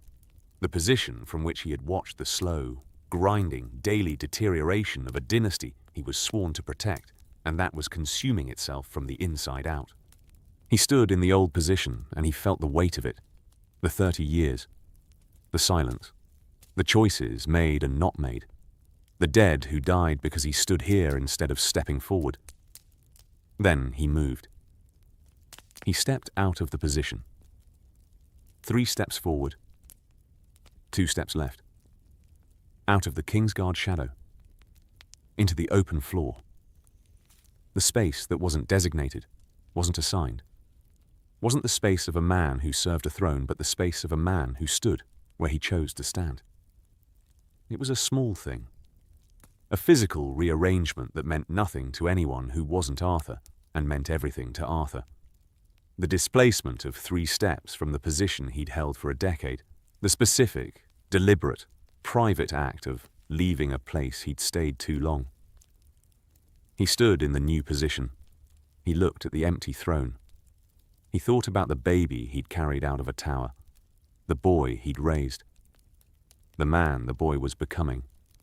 Imperfect, impatient, the Stark temper running underneath the Dayne training like a river under ice, the Targaryen blood adding complications that would take years to resolve. A person, not a prophecy, not a savior, not a justification for Arthur's 30 years of silence and complicity. Just a person, raised as well as Arthur knew how to raise him, which was, imperfectly, incompletely, with the wrong hands and the wrong instincts, and the daily, grinding, humbling education of a man who was the greatest swordsman alive, and who couldn't, at the beginning, hold a baby without Dalla correcting his grip. Hold him like bread dough, firm enough it doesn't fall, gentle enough it doesn't tear. Arthur stood in the throne room alone. He thought, I stood in this room for a decade doing nothing while terrible things happened. He thought, I spent 15 years doing something while nothing terrible happened. He thought, the 15 years were worth more than the decade. By any measure. By every measure. He left the throne room. He went to check on Jon, who was asleep in the chamber Robb had assigned him, because checking on Jon was what Arthur did at night, and had been what Arthur did at night since Jon was a week old, and Arthur was 20 feet away in a chair in Starfall's East Tower, too afraid to sleep, because the baby might stop breathing and he would not have noticed. Jon was asleep. Arthur stood in the doorway, watched the breathing, confirmed the breathing. Then he went to bed. The routine held. Sansa, 299 OC. She arrived on a ship 12 days after the gates opened. Varys had arranged it, which Sansa found out a week later and spent an entire afternoon furious about, because she had been making her own escape plans and discovering that the spider had been making better ones was the kind of insult that would eventually become admiration, but was currently rage. Robb met her at the harbour. The hug lasted longer than court training permitted, and shorter than either of them needed. She held her brother and breathed, and for 8 seconds was 13 years old and safe, and not the person she'd spent 6 months becoming. Then she pulled back. Saw Jon. She looked at his eyes the way everyone looked at his eyes, the grey, the unmistakable, stark grey. And her face went through the specific, rapid processing of a girl who had spent 6 months in Cersei's court, learning to read people, and who was now reading this person and finding a story she hadn't expected. You're Lyanna's. Not a question. Statement. The voice of someone who had learned that information was currency, and who spent it directly rather than hoarding it. My father told Robb. Robb wrote to me. She looked at Jon, then at Arthur, at the way Arthur stood behind Jon, the posture that was military, institutional, the muscle memory of decades in dangerous rooms. And you're the knight. Arthur didn't respond. You stand like Barristan Selmy. I watched Selmy at court for 6 months. The spine, the readiness. It's not learned, it's calcified. She turned back to Jon. Arthur Dayne. The harbour noise, gulls, waves, the creak of dockwood, continued around a conversation that had gone very still. How? Jon started. My father told Robb there was a baby with a Kingsguard knight. One Kingsguard survived the tower. Elimination. She looked at Arthur directly. You're taller than I expected. Arthur's mouth did something that might have been the beginning of amusement. Most people say that. Sansa looked at the three of them, Robb, Jon, Arthur, with the comprehensive assessment of a person who had spent 6 months cataloguing power structures and who was now evaluating this one. I need to talk to your mother, she said to Robb. Tonight, about the court, the small council, the servants' intelligence network, how the castle actually functions versus how people think it functions. She held his gaze. I know things nobody else here knows. Use me or don't, but don't waste what I survived to learn. Robb used her. Within a week, Sansa was in council meetings. Not as a member, as intelligence. Catelyn asked questions and Sansa answered them with the systematic precision of someone who had been memorizing the machinery of King's Landing's court for half a year because memorizing was the only power available to a hostage, and she had exercised it with the ferocity of someone who intended to make the powerlessness temporary. She knew which lords were genuinely aligned with the new regime, and which were performing alignment while maintaining correspondence with the Rock. She knew the kitchen hierarchy, the laundry rotation, the order in which information moved through the Red Keep staff, faster and more reliable than the Raven network, invisible to every lord who had ever occupied the castle because no lord had ever bothered to sit in the kitchen long enough to watch it work. She knew about the Tyrells. This was the piece that mattered most. She had watched Margaery Tyrell and Olenna Tyrell operate in Joffrey's court for months, had studied the difference between their public positions and their private ones, had mapped the gap between what the Tyrells said and what the Tyrells did with a cartographer's precision. They're already pivoting, she told Catelyn in a private session that Jon was invited to, because Catelyn had decided, without announcing the decision, that Jon's political education was now her responsibility, alongside Arthur's martial one. Olenna has been corresponding with 3 separate factions since before the siege. She doesn't commit. She positions. When the city fell, she was positioned to join whoever won. And now that we've won, now she's positioning for the succession question. Sansa looked at Jon. She knows there's a Targaryen, or suspects. Olenna Tyrell doesn't miss things, and a boy with stark eyes and a dead Kingsguard's training standing next to the king is not the kind of thing Olenna Tyrell misses. How much does she know? Enough to be dangerous if she's an enemy. enough to be invaluable if she's an ally. Sansa held Catelyn's gaze. Court her. Through Margaery. Let Margaery think it's her idea. Olenna will see through it and respect it anyway, because Olenna respects competence more than she respects sincerity. Catelyn looked at her daughter for a long moment. The look of a woman realizing that the child she'd sent south had been replaced by something else. Not a woman, not yet, but not a child either. Something forged. The court at King's Landing did that. It either broke people or it forged them. And the ones it forged came out harder than they went in, and with a clarity about power that people who hadn't been through the forge couldn't match. Do it, Catelyn said. You manage the Tyrell Channel, through Margaery. I'll need. Whatever you need, within reason. Sansa nodded. Left the room. Efficient, no wasted steps. The movement of someone who had been moving through hostile territory for months and who had developed the habit of efficiency as a survival mechanism. Jon watched her go. She's 13, he said. She was 13, Catelyn corrected. She isn't anymore. Arya, 299, AC.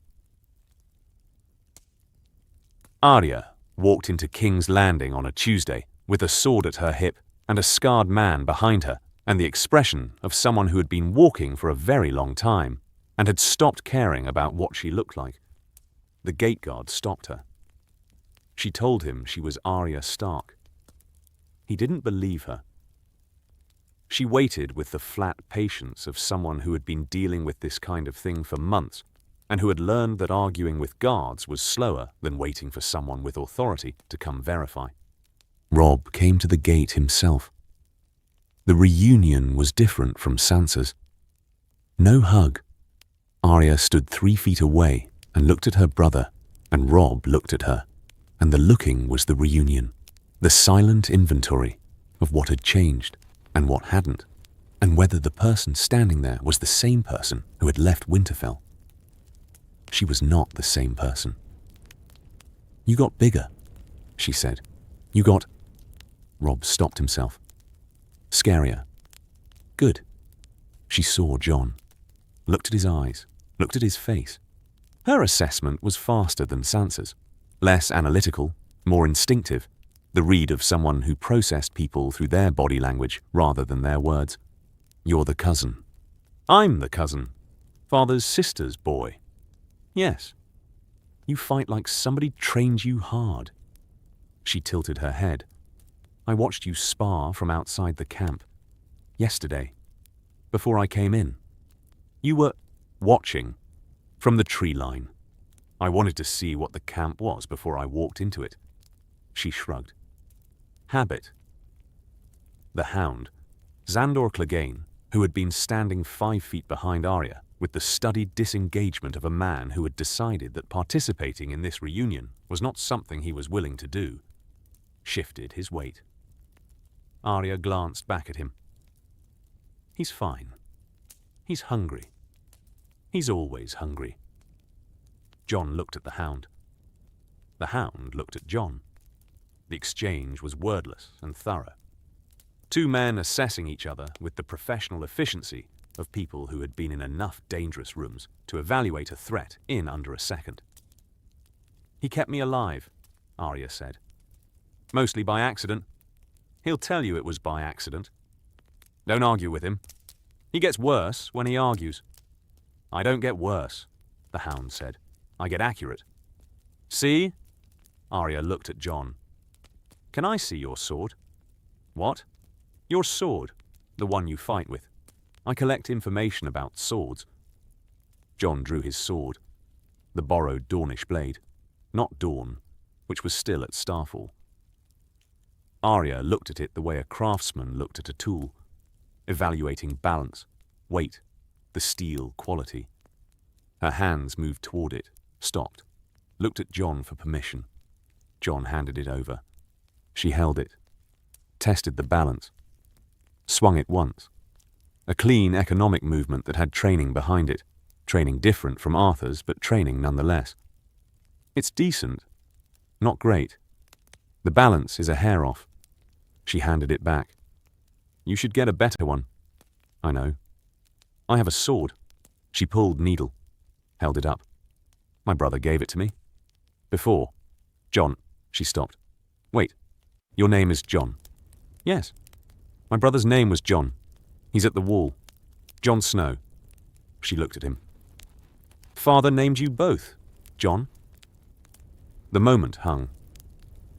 Arthur, who was at the edge of the group and who had been letting the reunion proceed without interference, stepped forward slightly.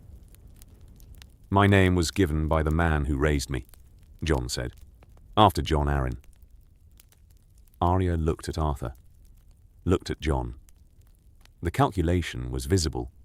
She was putting pieces together with the speed of someone who had been assembling puzzles from incomplete information for a year and who had gotten very fast at it. We'll talk later, she said. Not a request, an appointment. She walked past Jon into the city. The hound followed. Jon stood at the gate. Arthur stood beside him. She's 11, Jon said. She was 11. Everyone keeps saying that about the Stark children, because the Stark children keep making it true. The reveal. 300 houses, AC. Catelyn spent 6 months building the ground. Not announcing, building. The distinction was the foundation of everything she did. An announcement was an explosion, uncontrolled, subject to the immediate emotional reactions of people who hadn't had time to process. Building was architecture, the careful construction of a framework that would hold the weight of a revelation when the revelation was finally placed on it. She did it through Sansa, through the Tyrell channel that Sansa had opened and was managing with the instinctive competence of someone who had learned information warfare in the most hostile classroom available. She did it through conversations, not about Jon, not about the Targaryens, but about succession, about legitimacy, about what the realm needed now that the Baratheons were finished, and the question of what comes next was hanging in the air of every council chamber and war room and Lord Solar in the 7 kingdoms. She placed the question before she placed the answer. This was the critical step, letting the lords arrive at we need a legitimate succession before presenting them with a candidate. A candidate produced before the need was felt was an imposition. A candidate produced after the need was acknowledged was a relief. She came to Jon on a Tuesday in the 6th month. Tomorrow. Jon was in the Solar, reading reports from the wall. He'd been reading the wall's reports for 3 months. The unfiltered ones, sent through the channel that Robb had established. The reports that said things about the cold and the ranging parties and the dead that the official versions sanitized into meaninglessness. You're sure? I've been placing this for 6 months. The lords are primed. They've heard enough fragments, through enough channels, that when the full picture is presented, the reaction will be recognition rather than shock. She sat across from him. Recognition I can manage. Shock I can't. What do I say?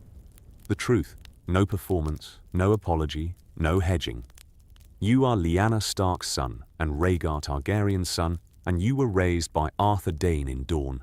And you have been in this camp and this city for 10 months, and every lord in this room has watched you fight and plan and contribute. And the only new information is the name of your father. And if they don't, some won't accept it. That's expected. The Karstarks lost sons in the rebellion against the Targaryens. The Glovers have historical grudges. Those are manageable objections. She looked at him. What's not manageable is silence. If you don't tell them, the truth comes out on its own.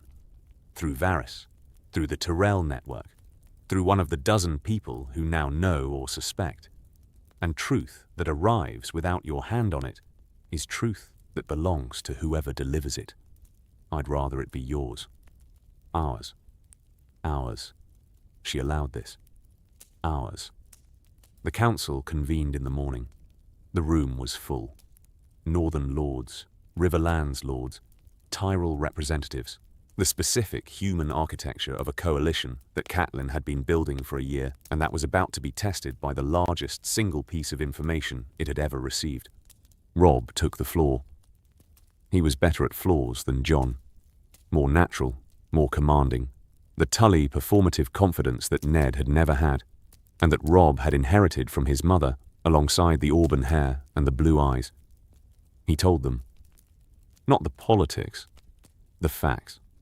Lyanna's son, Rhaegar's son, raised in Dorne by Arthur Dayne, who was alive and standing in this room. The eruption was controlled. Catelyn had placed the fragments with enough precision that the eruption was not shock but confirmation. The lords had suspected. Not all of them, but enough, the critical mass that turned a surprise into a "we thought so," and "we thought so" was infinitely more manageable than "we had no idea."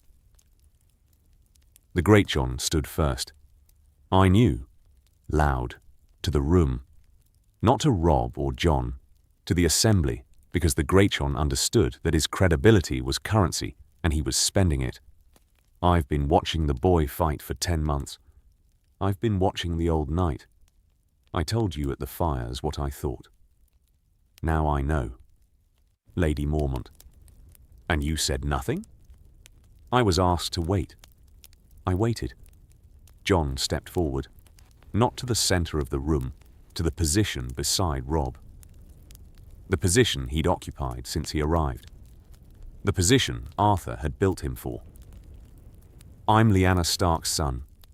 I'm Rhaegar Targaryen's son. I was raised at Starfall by Arthur Dayne, who is standing behind me and who has been my father in every way that a blood connection doesn't cover. He looked at the room. I didn't come here to claim anything. I came because Ned Stark was dead and his children needed help. The claim exists. What we do with it is a conversation I'd rather have at a table than on a field. Lord Karstark stood. His face was stone.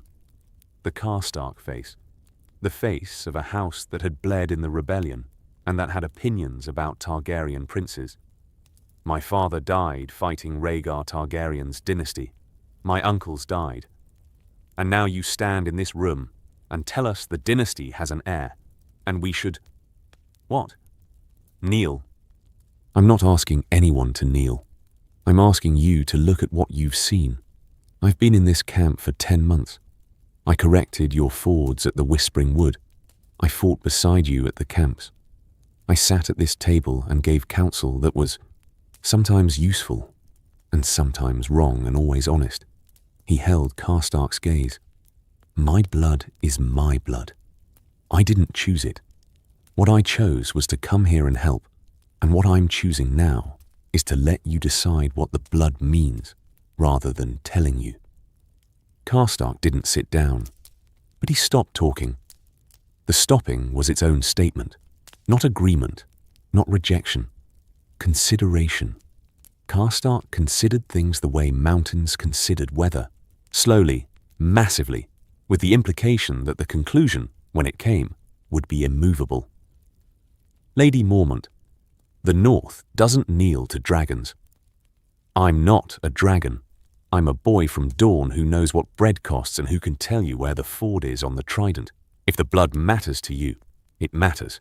If the 10 months matter more, then look at the 10 months. The discussion went for 4 hours. Not everyone agreed. 2 lords abstained. One, a Hornwood man whose family had suffered in Robert's rebellion, left the chamber. The rest stayed. They did not declare Jon king. They declared him recognized. The northern formulation, less than coronation, more than acknowledgement. We see you. We know what you are. What to do about what you are remains an open question, and the North reserves the right to take its time answering. Jon accepted this. Catelyn watched from the back of the room. Beside her, Sansa was taking notes. Beside Sansa, Arya sat with needle across her lap, and the expression of someone who was not surprised by any of this because she had assembled the picture from fragments weeks ago and had been waiting for the rest of the room to catch up. Arthur stood at the door. He had not spoken, had not been asked to speak. His presence was the testimony, the sword of the morning, alive, standing behind a boy he'd spent 15 years raising. The visual said what words couldn't. This man chose this boy over his brotherhood, his name, his reputation, his life. That choice was its own argument. After the council in the corridor, Jon stopped, leaned against the wall, closed his eyes. Arthur stood beside him. "Done," Jon said. "Done. They know. They know. And I'm not king, not rejected, just recognized, seen, known." Arthur looked at him. "Which is more than you had this morning and less than you might have eventually and exactly what was available today. Is that enough?" "It's a start. Starts are what you have at 16. Jon opened his eyes, looked at Arthur. "I want to go to the wall." Arthur's expression didn't change. The reports, and the... He searched for the word that described the thing he'd been feeling for months, the pull, the directional awareness of something north that knew he was south and wanted him closer. The rest of it, the thing Rhaegar was talking about, the prophecy. Don't call it that. Call it the problem, the one the Night's Watch has been reporting for 30 years and that nobody's been listening to. The problem? I want to go see the problem. Arthur nodded. Then I need to send for Dorne. The wall, the sword, 300 AC. Dorne arrived at the wall by rider 3 weeks after Jon. Edric sent it wrapped in oilcloth and leather, packed in a case that had been built for the sword 800 years ago, and that fit it the way only old things fit, the things they were built for. The rider was a Dane household man, loyal, incurious, trained to deliver packages without examining their contents. Arthur unpacked it in the armory at Castle Black. Jon watched. The sword emerged from the wrapping the way Dorne always emerged, catching whatever light was available, and returning it changed. Not brighter. Different. The metal did something to light that other metal didn't do, reflected it at angles that steel couldn't produce, as if the sword remembered being something other than a sword, and the remembering was visible in the physics of its surface. "You've been preparing me for this," Jon said. Arthur looked at him. 15 years. The morning sessions, the footwork, the timing, the grip, the way you adjusted my grip every 6 months, never telling me why, just adjusting. Jon looked at Dorne. "You were shaping my hands for this sword. I was shaping you for the things you'd need. The sword is one of them. When were you going to give it to me? When you were ready. When is ready." Arthur lifted Dorne from the case, held it for a moment. The light in the armory, torchlight, nothing special, caught the blade and went somewhere new with it, through pale reflections on the stone walls that moved like water. "Ready as now." He offered the sword to Jon handle first, "because you asked the right question. Not, can I have the sword? Or am I worthy of the sword? But when? When implies understanding that the sword has a purpose, and the purpose has a timeline. That's ready." Jon took Dorne. The weight was wrong. Not heavy, not light. Wrong in the way that something was wrong when your expectations were built from other things, and this thing was not other things. Dorne was not steel. Dorne was something older. Forged from a fallen star, the histories said, 8,000 years ago by people who were fighting something that came from the cold. The balance settled into his grip. The handle fit. Not perfectly. No sword fit perfectly the first time you held it.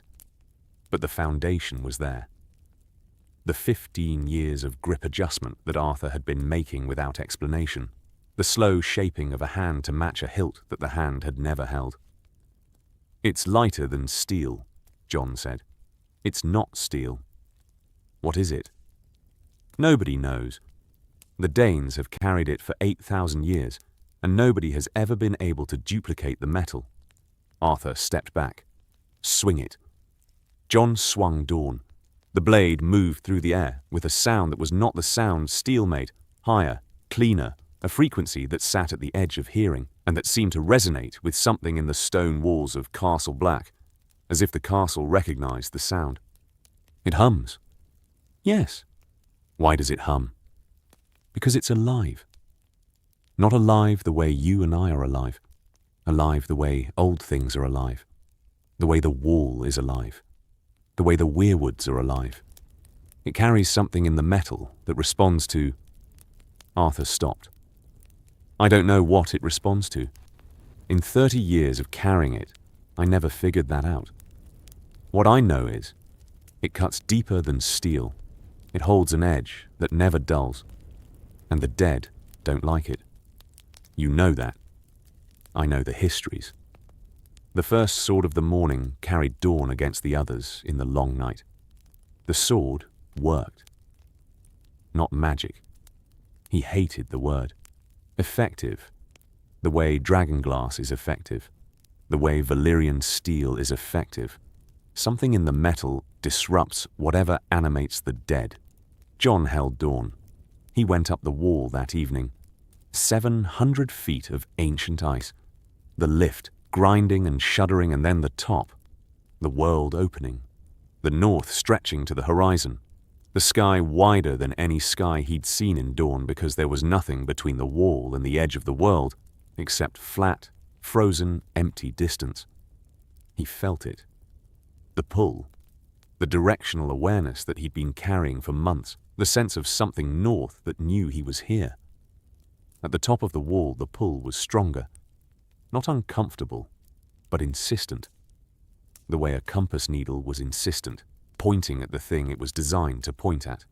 Arthur stood beside him, wrapped in furs, cold to his marrow. Arthur was Dornish, and the wall was a personal insult to his biology, but present, because present was what Arthur was. "You feel it?" Not a question. "Something knows I'm here," Jon said. Arthur didn't respond for a moment. Then, Rhaegar said the same thing. At Summerhall. He was 19. He stood in the ruins of his great-grandfather's catastrophe and said, "Something knows I'm here." And he spent the rest of his life chasing it. And it killed him. And your mother. And thousands of other people. Arthur looked north. "I'm not going to tell you not to go. I know you're going to go. I've known since we arrived here. But I need you to hear me say this.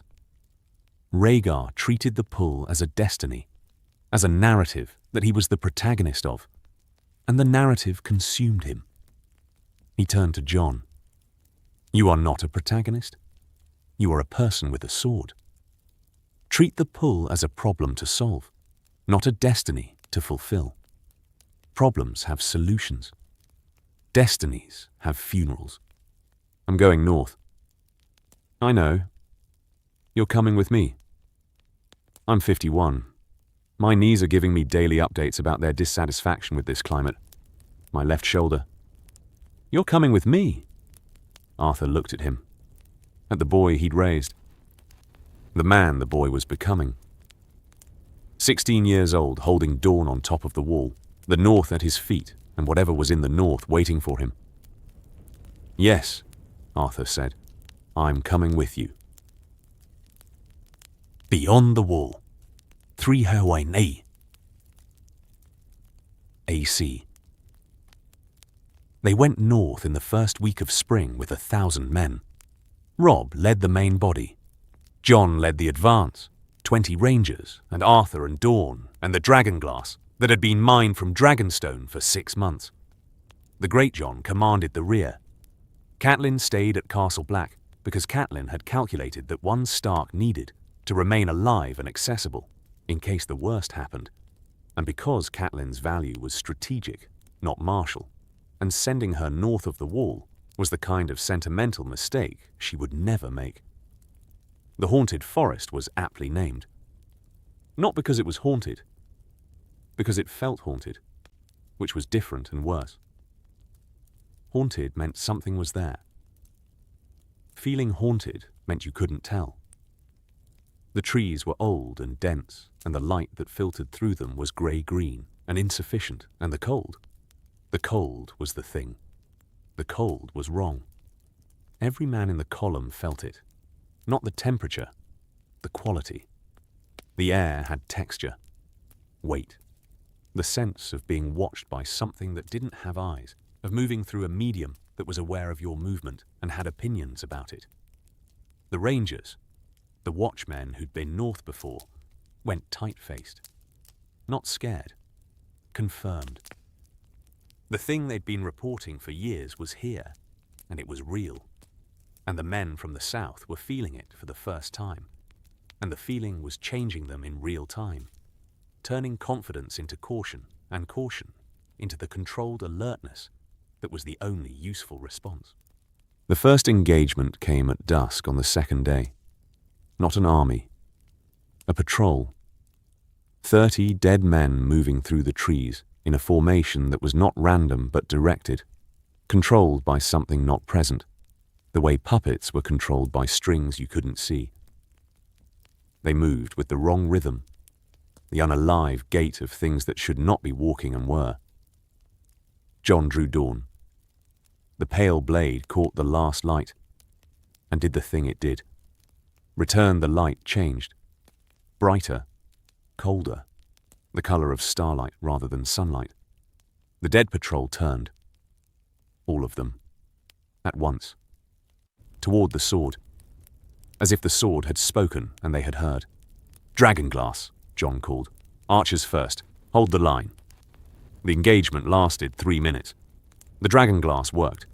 Shattered the dead on contact. The dissolution immediate and final, the bodies falling apart, as whatever held them together was disrupted. The rangers had drilled for this. The execution was clean. Jon killed 4 of them with Dorne. The sword did something different from dragonglass, different from what he'd expected. When Dorne touched the dead, they didn't fall apart. They burned. Not with fire, with light. The pale blade made contact, and the dead flesh ignited with a cold white luminescence that was not heat, but its opposite, the negation of whatever force was driving them, and the dead things came apart, not in pieces, but in dissolution. The animating principle extinguished like a candle in a wind. Gone. Not dead. Gone. As if they had never been. The men around Jon saw this. The silence after was not relief. It was recalibration, the specific adjustment of men who had been working with one set of assumptions about what they were facing and who had just had those assumptions revised by what they'd witnessed. Arthur was beside him, breathing hard. The Dornish body protesting the cold, the 51-year-old body protesting the exertion, the combination of producing a man who was functional through will rather than capacity. "Dorne works," Jon said. "I can see that. Better than dragonglass. Faster. More. Complete. The sword was built for this. 8,000 years ago. By people fighting this fight." Arthur looked at the sword. They knew what they were doing. I wish they'd left instructions. The sword is the instructions. They pushed north for 4 more days. The engagements got larger. The cold got worse. The pull that Jon felt at the top of the wall was stronger now. Directional, insistent. The compass needle spinning to north and staying there. On the 5th day, at a clearing, the maps called the Fist of the First Men. They found it. Not a patrol. An army. The dead in numbers that made the word army feel small. Thousands. Tens of thousands. Standing in the snow in lines that extended past the tree line and into the white distance. Motionless. Waiting. directed by something that was not visible, but that was present in the air, in the cold, in the specific wrongness that made the wind blow sideways and the snow fall upward and the living feel a despair that was manufactured, pumped into the atmosphere, like poison. Jon stood at the edge of the clearing with Dorne in his hands and looked at the thing his father had believed in and felt the pull and understood. Not intellectually, bodily, the way he understood footwork and timing and the gap in a defense. That this was the thing. The problem, the reason for the prophecy and the tower and the child and the 15 years of hiding. Not a destiny, a problem, with a solution. The solution was in his hands. The battle lasted 6 hours. It cost them 91 men. It consumed every piece of dragon glass they had. It broke 2 Valyrian steel swords and 100 regular ones. It would have cost them everything if Dorne had not done what Dorne did, burning the dead faster than the dead could come, the pale light spreading from each contact like ripples in water, disrupting the animation of the dead in an expanding radius that grew as the battle went on, as if the sword was learning the frequency of the enemy and amplifying its response. Jon fought for 6 hours. At the end of the 6th hour, his arms were numb and his vision was grey at the margins, and the only thing keeping him vertical was Dorne and the specific refusal to stop that Arthur had built into him through 15 years of, again, 15 years of the yard. 15 years of morning sessions that had been preparing him for this morning without either of them knowing it. Arthur fought beside him, with dragon glass and a borrowed blade, and a body that was done. Truly done. The knees gone, the shoulder screaming, the lungs burning in the cold air. He fought with the economy of a man who couldn't afford waste, every motion essential, every cut the product of 30 years of eliminating everything unnecessary until what remained was the thing itself. The battle turned at dawn. The sun, the real dawn, not the sword, crested the wall to the south, and the light hit the clearing and the dead slowed. The cold presence that had been directing them, the thing in the air, the puppet master, the source, withdrew. North. Fast. As if the light and the source were opposed forces and the light was winning. The dead fell. All of them. At once. As if the strings had been cut. The clearing was still. Jon stood in the centre of it with Dorne still burning pale and the dawn on his face, and 91 men behind him who would not go home. Arthur was on the ground. Not dead. Sitting. His back against a boulder and his legs straight and his face the colour of old snow. The sword, the borrowed blade, was across his lap and his hands were shaking with the specific tremor that came after extreme exertion in cold, the body's last protest before it stopped protesting. Jon went to him. "Are you... I'm here." Arthur's voice was rough, ground down. "I'm here. I'm alive. He looked at his hands. "I'm done. But I'm here. Done. With this. With fighting." He looked up at Jon. "Not with you. With the fighting." He flexed his hands. The tremor didn't stop. These hands held Dorne for 30 years. They raised a child for 15. They fought their last fight this morning. He held Jon's gaze. "The sword is yours now. Not because I'm giving it to you. Because the sword has decided. It burns for you. It didn't burn for me. Not like that." Jon crouched beside him. "Arthur, don't do the farewell speech. I'm not dying. I'm retiring."